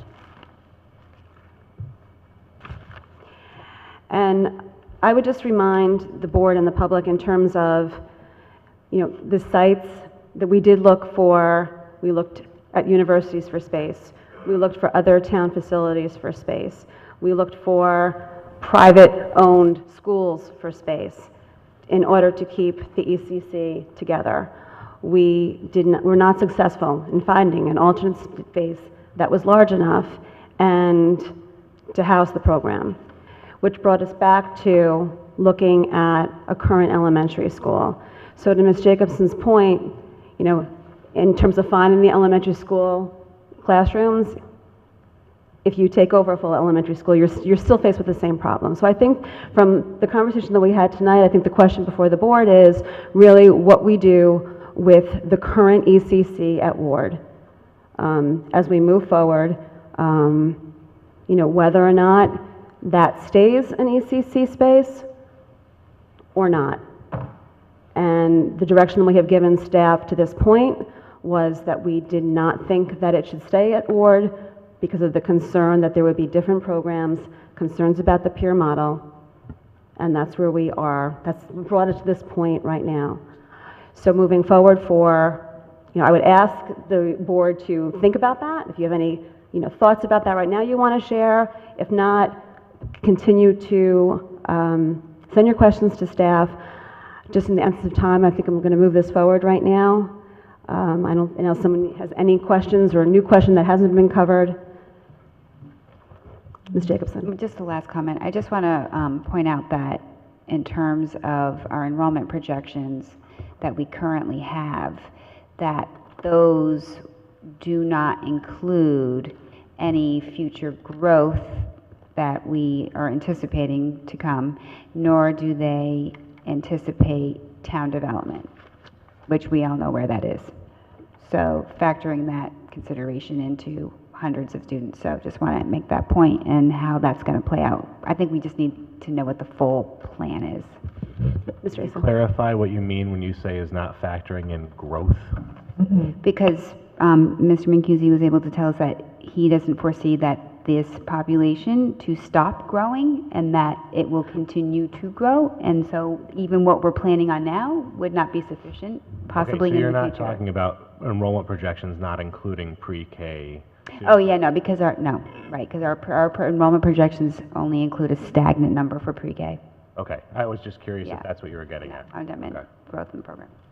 Okay. All right, thank you. Moving on, first reading of charge to Milone and McBroom. This is just a kind of a change of direction from our redistricting principles conversation, which I think was a valuable exercise for us to have just in terms of discussing the principles, getting an idea of where board members are, but in terms of moving forward with a charge to Milone and McBroom, I brought us back to our board goal and really made the focus on overcrowding and addressing possible racial imbalance. Ms. Jacobson emailed me with suggested language, so I will give her the floor to address. Do you just want to talk about it in general and then get to I want to talk about it in general, in terms of, board thoughts. I did email it. I have not really heard, I heard some concerns about the last line of the charge and that it was redundant, and I will read it. Existing redistricting guiding principles and facilities planning principles should be considered and aspired to in developing redistricting models. Proximity and safety should remain a priority.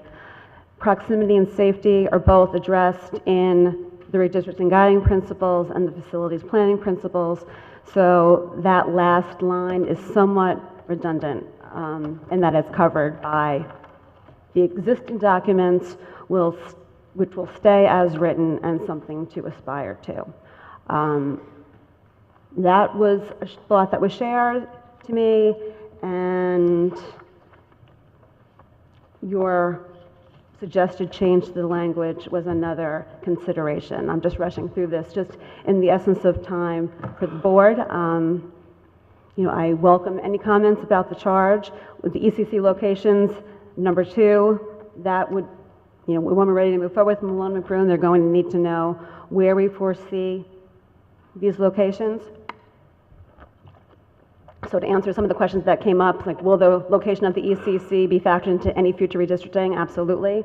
And that's where we are. So Ms. Jacobson, if you want to think on your recommended motion, I will give the floor to Mr. Dwyer and then Mrs. Gerber. Go ahead. I was the one that raised the question on the last sentence, proximity and safety.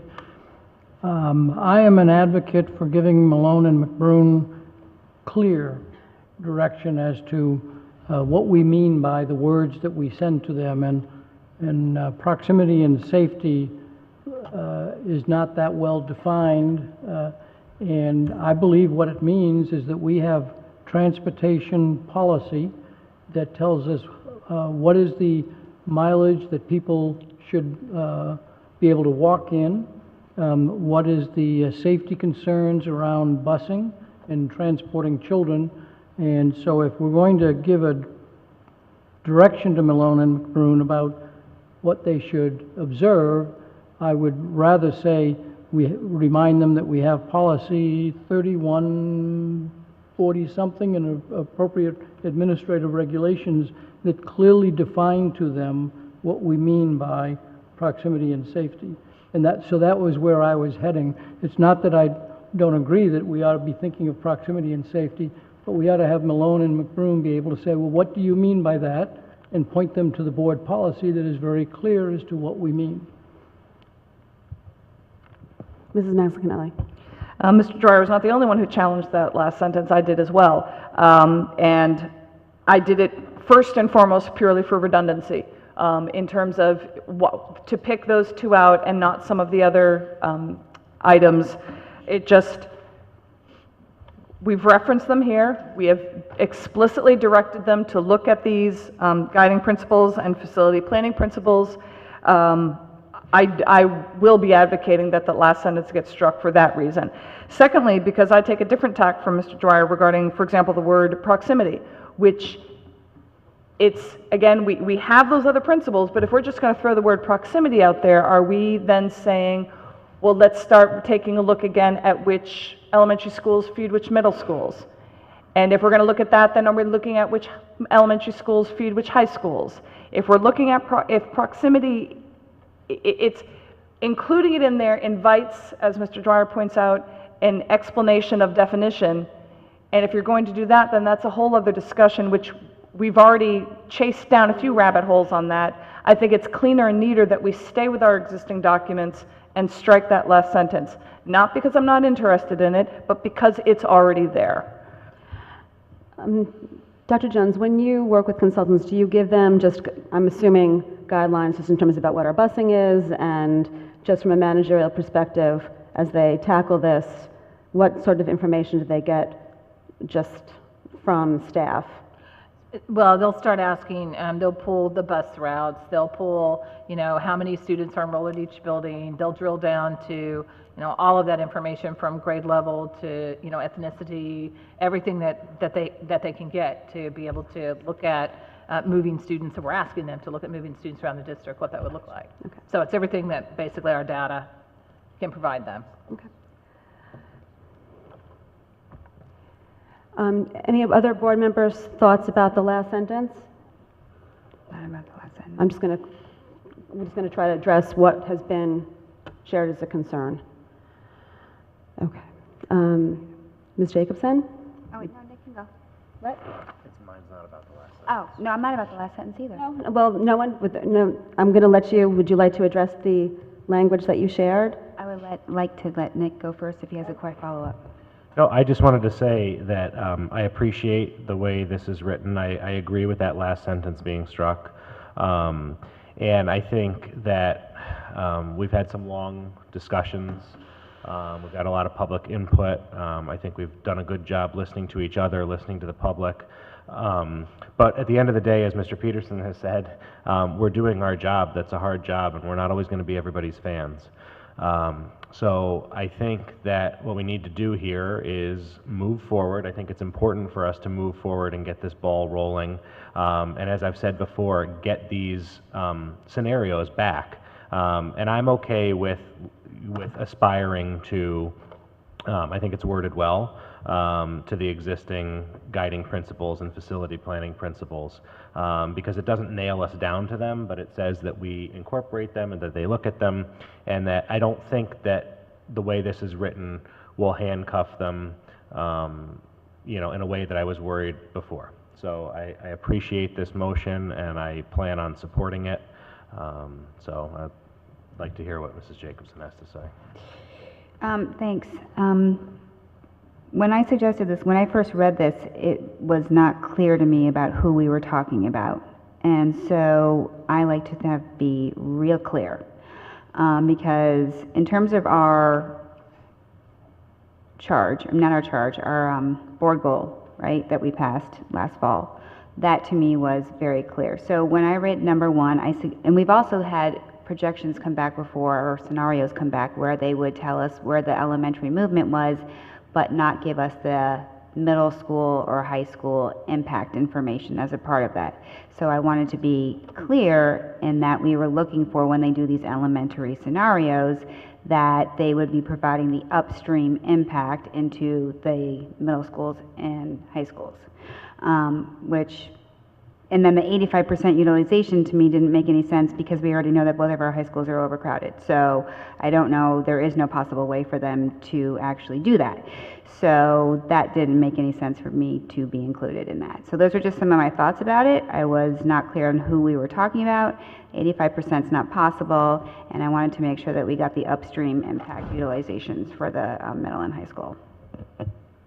Mrs. Maxcanelli. One quick question. I'm sorry, I don't know this off the top of my head. What is our utilization rate for the middle schools? It's over 100%, actually. Oh, I thought I had that. It's tomorrow. I know Woods is over 100%. It's like 101, 96, and Yeah, I can bring it up. 90. They're all over. Okay, thank you. You can't do it at middle school either. So if we're trying to be clear, I don't know why we would give them a direction that's not possible. And I just included that copy just because we were talking about, the goal said overcrowding, a comprehensive plan. So I just wanted just to have the number in there, just so they knew what it was. Appreciating that, given our enrollment and our space, they would not be able to reach it, but that is what we aspire to. So any additional thoughts on Ms. Jacobson's suggested revision to the language?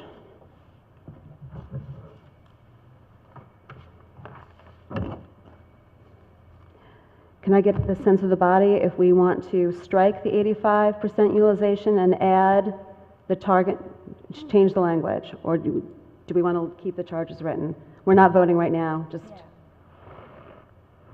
Or some iteration.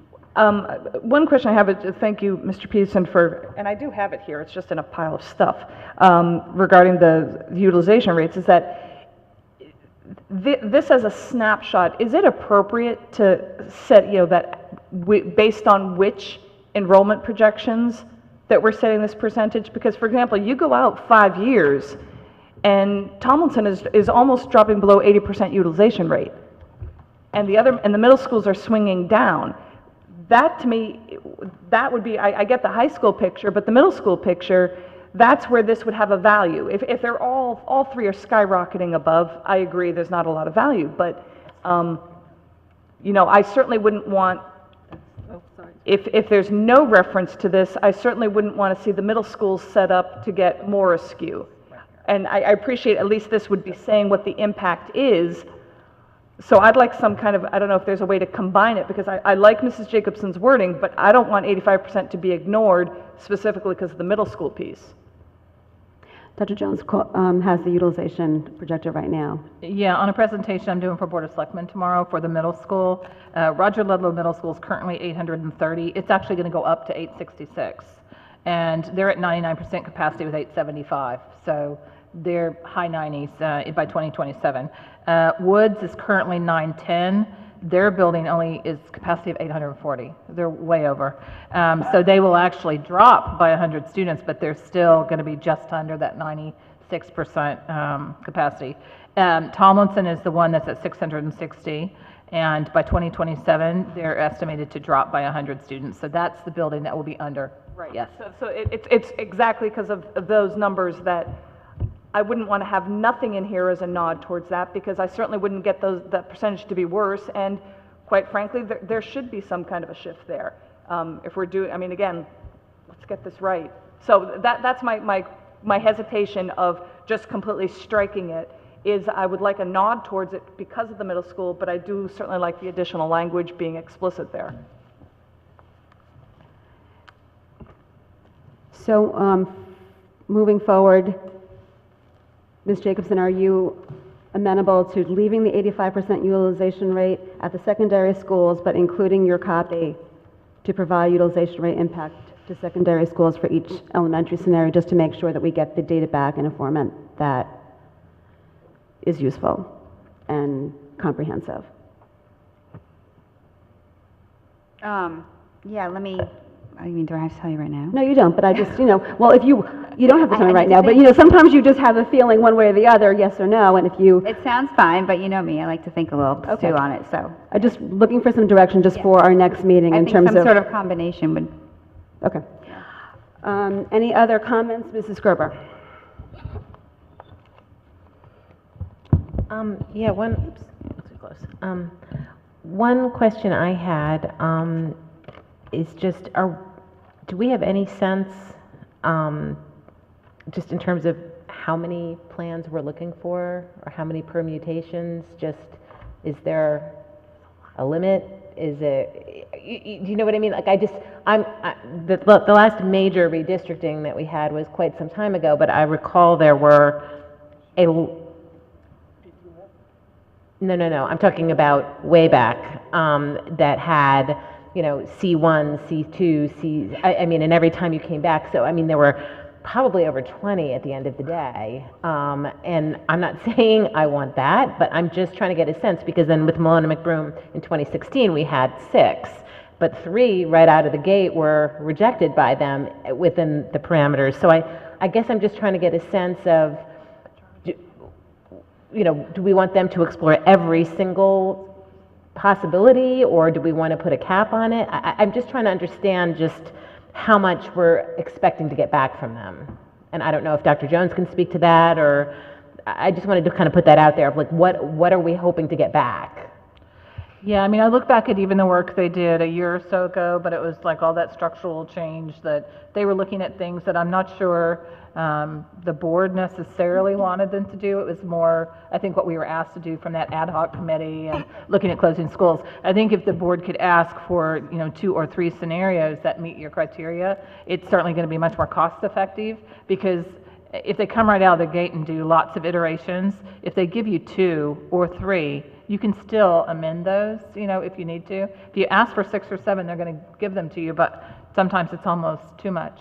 And I don't think it says, I mean, you're just asking for elementary utilization balancing, so I don't think they really have as many options as what we think.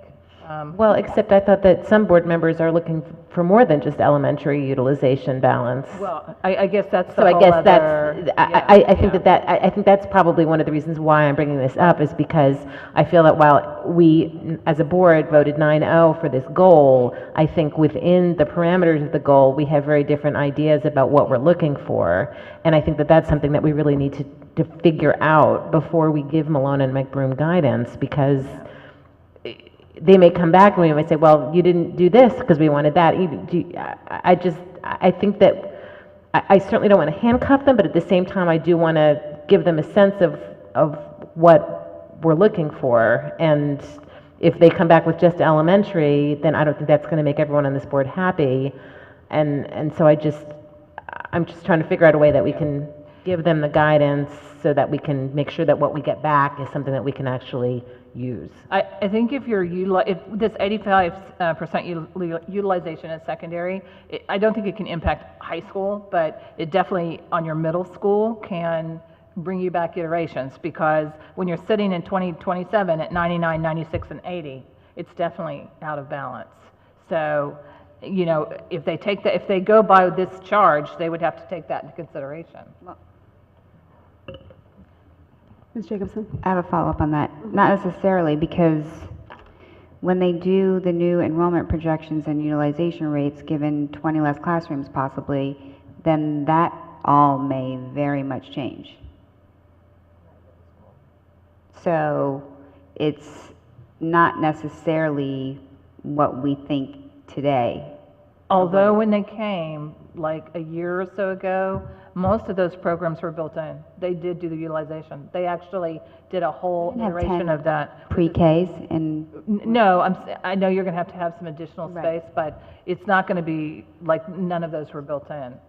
Because they looked at the CLCs before. Yeah, but there's going to be a lot more, possibly. So, yeah, those things could all change, actually. Mr. Dwyer and then Ms. Lieber. The first word of that charge is target. And I think that the word target applies to both the 90% and the 85%. And so I would prefer to keep the 85% in there, simply because it gives us a standard against which to look at the 3 middle schools. And indeed, if we find ourselves that it's 96, 90, and 78, well, that's not the balance that I think the board would want to see and plan for the long term. So just because I see that word target as modifying, if you will, the strict 85%, it just says we want to try and get a balance. So I would prefer that phrase in. I don't have any problem with Ms. Jacobson's phrase down below, because I think we do have to see what the impact is on secondary schools. Ms. Lieber. Through the chair, Dr. Jones, I was wondering what's the rationale for the 85% in the secondary schools and not 90? I'm sorry, why elementary is 90? And secondary is 85. That would be a better question for Milone and McBroom. I would say that, and sometimes you'll see 85, sometimes you'll see 90, and it changes, but it probably has more to do with the high school programming and being able to have the adequate spaces for high school unique programs. Mr. Dwyer.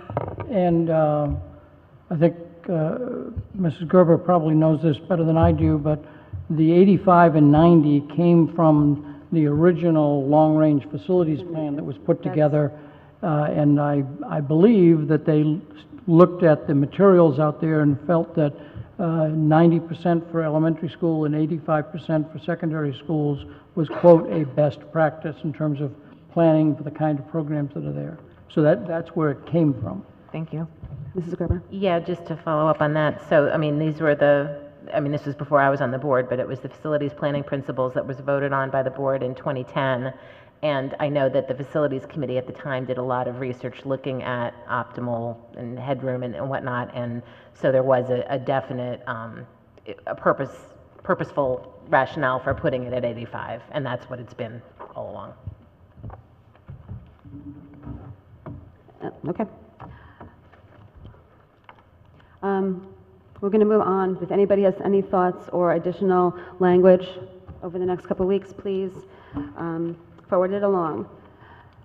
Approval of minutes. Recommended motion that the Board of Education approve the following minutes. April 9th, 2019 special Board of Ed meeting, April 9th, 2019 regular Board of Ed meeting, April 23rd, 2019 special BOE meeting, April 30th, 2019 special BOE meeting, May 7th, 2019 regular BOE meeting. Can I have a motion?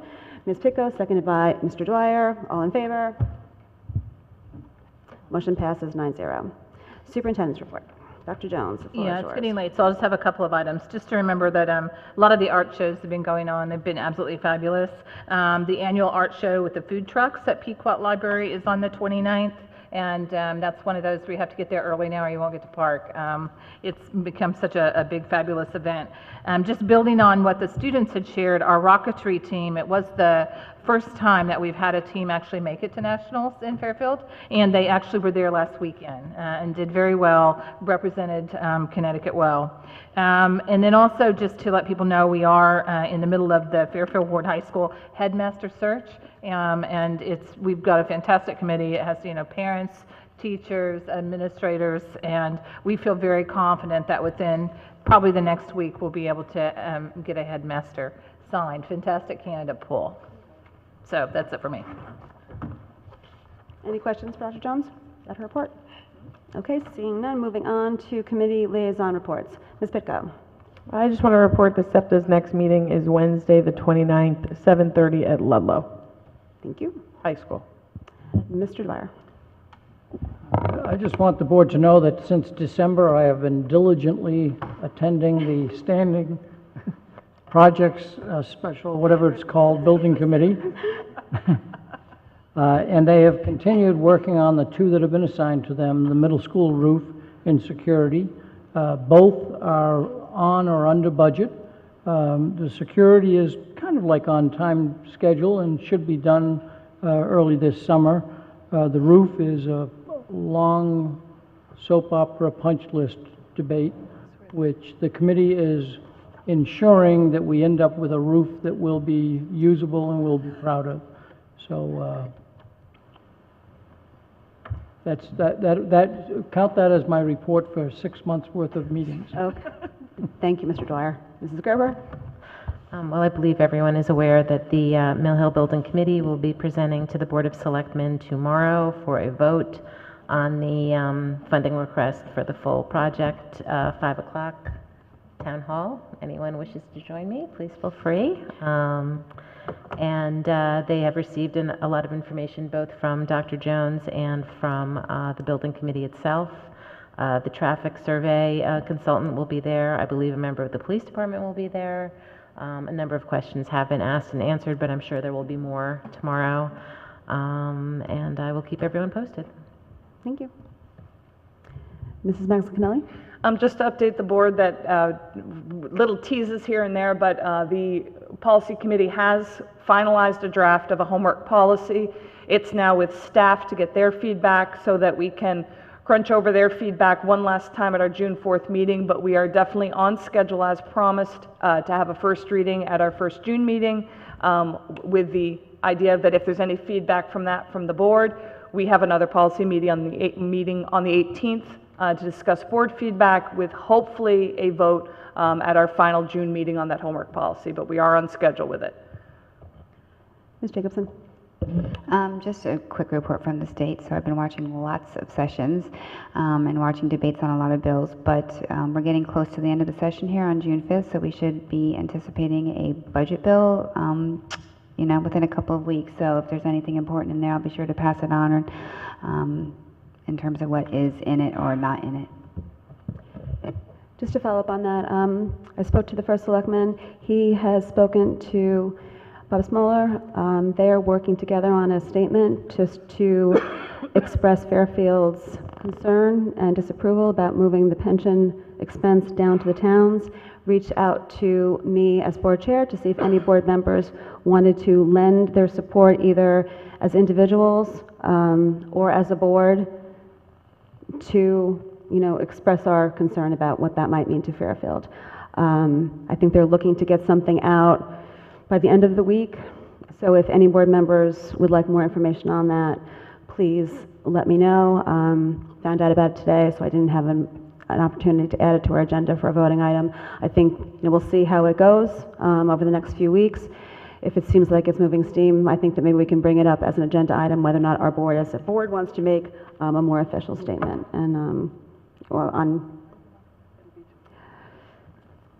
it's after. So, okay. But I encourage you all as individuals to, reach out to Ms. Jacobs for guidance if you want to do any individual advocacy. So, Roger Sherman Building Committee met tonight. Our meeting schedules now are unfortunately seem to be on the same nights. But they are moving forward looking at lockers right now for the summer. AC is not going to be in. I don't have anything else to report on that at this time. For PTA Council, the big news they wanted me to share, they have their call for nominations out for the 2019 Fairfield PTA Council Awards.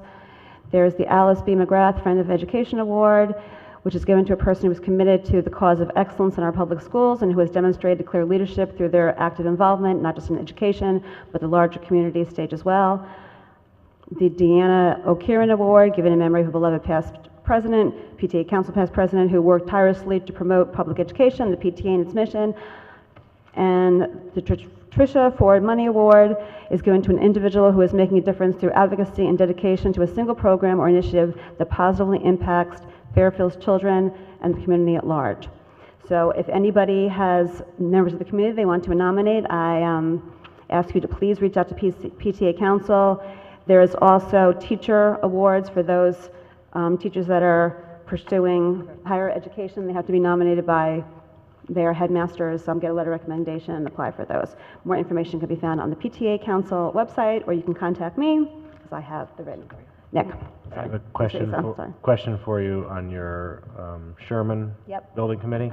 Can you elaborate on why the AC is not moving forward? I thought we discussed that and they dropped other things to keep it within budget. What's moving forward is just the timeline for happening this summer. Originally, they were hoping to get it done this summer, but it just, in terms of their timeline, it's not going to happen until next summer. Do we have a reason why? They had to look at different units and getting all of the work. They didn't think they would be able to get all the work done while students were out of the building. Okay. So when is the timeline? The following summer. The following summer.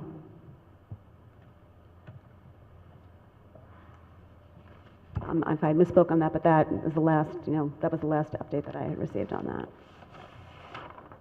Okay. Open board comment? Mrs. Gerber? Just wanted to share the news that Ludlow Baseball won tonight, and they are going to the FCAC Finals versus #1 seed Staples. And last I checked, they're playing tomorrow night again. So back to back, and good luck to Ludlow. Mrs. Maxinelli? Just a bon voyage to our 3 Odyssey of the Mind teams who are heading out to Michigan, and that they will be competing in Worlds this weekend. And I thank the board for I'm very tired, coming off of a college graduation, came back from Boston today. So I want to thank you for your patience tonight through my exhaustion, and really give a shout out to all of my daughter's teachers from kindergarten through 12th grade in the Fairfield Public Schools, because I think that, having a college graduate is a testament to their work and the dedication of past boards of education. And with that, we go to the public. Any members of the public? Come forward, state your name and address for the record.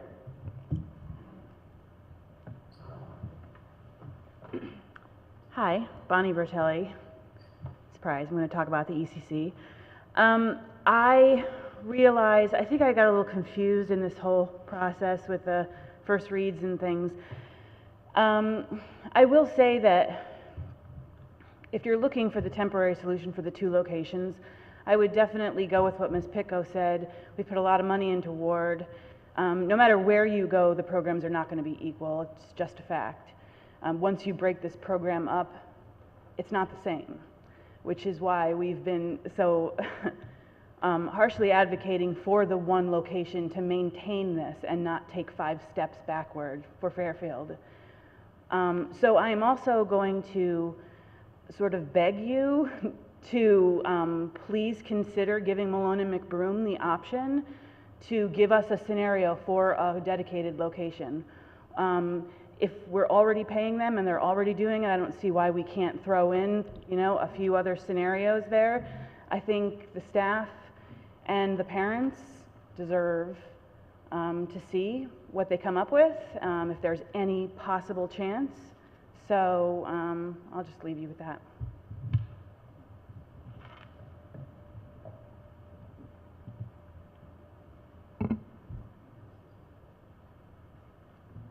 Good evening, I'm Matt O'Gurick, 287 South Benson Road.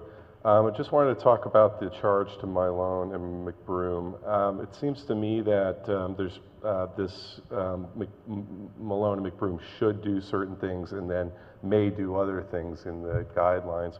I just think that the principle that neighborhood schools should be maintained is something that shouldn't get washed away amongst several or many guiding principles that may or may not be considered or aspire to. Should be elevated to one of these numerical priorities that Milone and McBroom should take into consideration.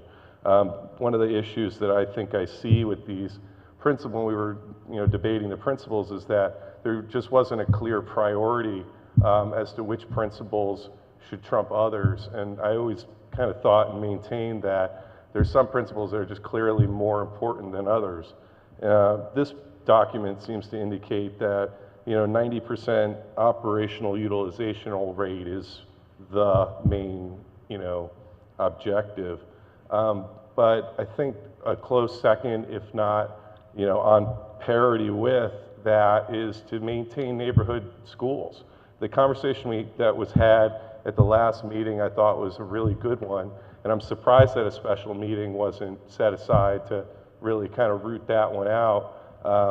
That was a brilliant idea. And the fact that, and I'm speaking of this from primarily an elementary school basis, that is such an important value of this town, no matter where you are in town, that it should be up here. It should be, at number 2.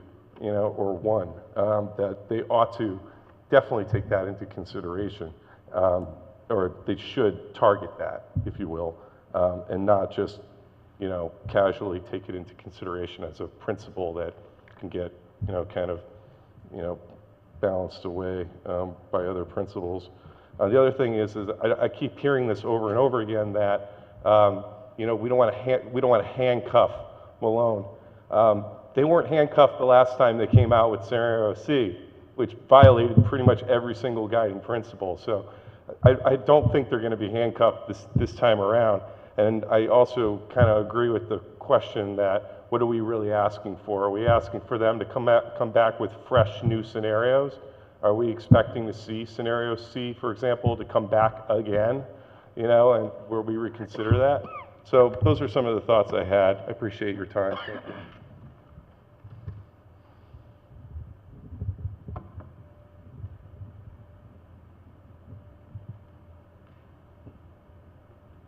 Would anybody else like to come forward?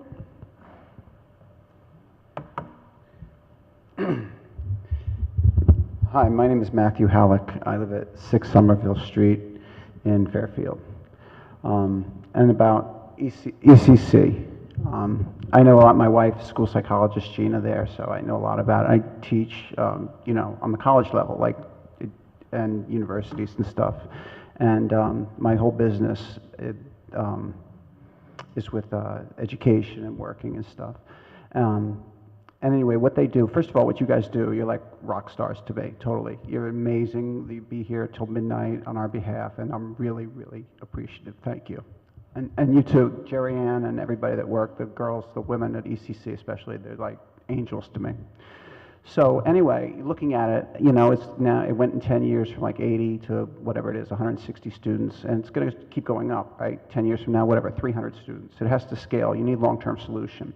And definitely everybody says one is the best solution, you know, but whatever, you make do with what you can. I mean, I was talking to Rob Mancusi the other day, and he was telling me, you know, some towns it's split up, some it's all one. You know, you try the best you can, you figure it out. Anyway, the point I'm making is I can help because 2 of my clients are like really leaders in cargo, tiny living. Like they take steel shipping containers and then they trick them out. You can make amazing stuff like pool houses, businesses. In Seattle, they have a whole town called Cargo Town made out of them.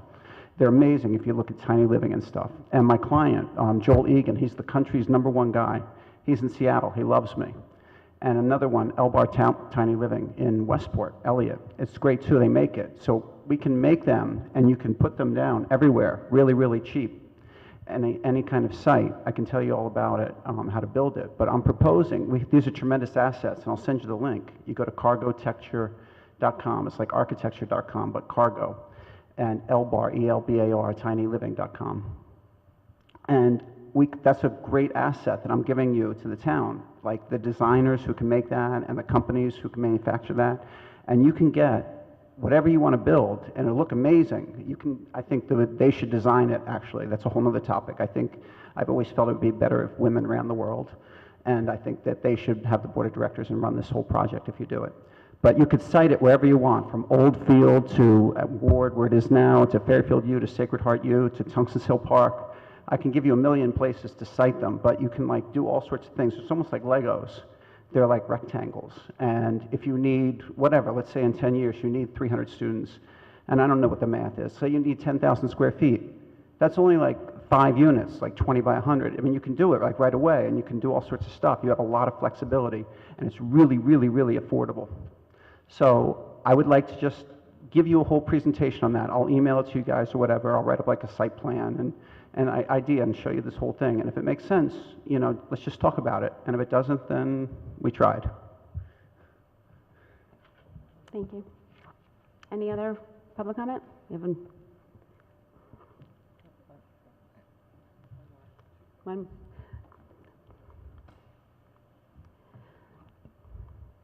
Jill Vergara, 271 Old Post Road. I also wanted to address the charge to Milone and McBroom. I agree with Mr. Ogrick, who spoke before.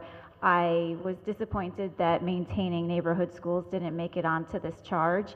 Even though it exists in the 2010 principles, I think it's important to delineate it here and outline it to Milone and McBroom. And I was also disappointed that keeping walkers as walkers didn't make it on this list, because I thought that there was a consensus with this board that is important to do. It's a cost saver for the town, and I think it would make sense to tell Milone and McBroom that. So thank you for your consideration.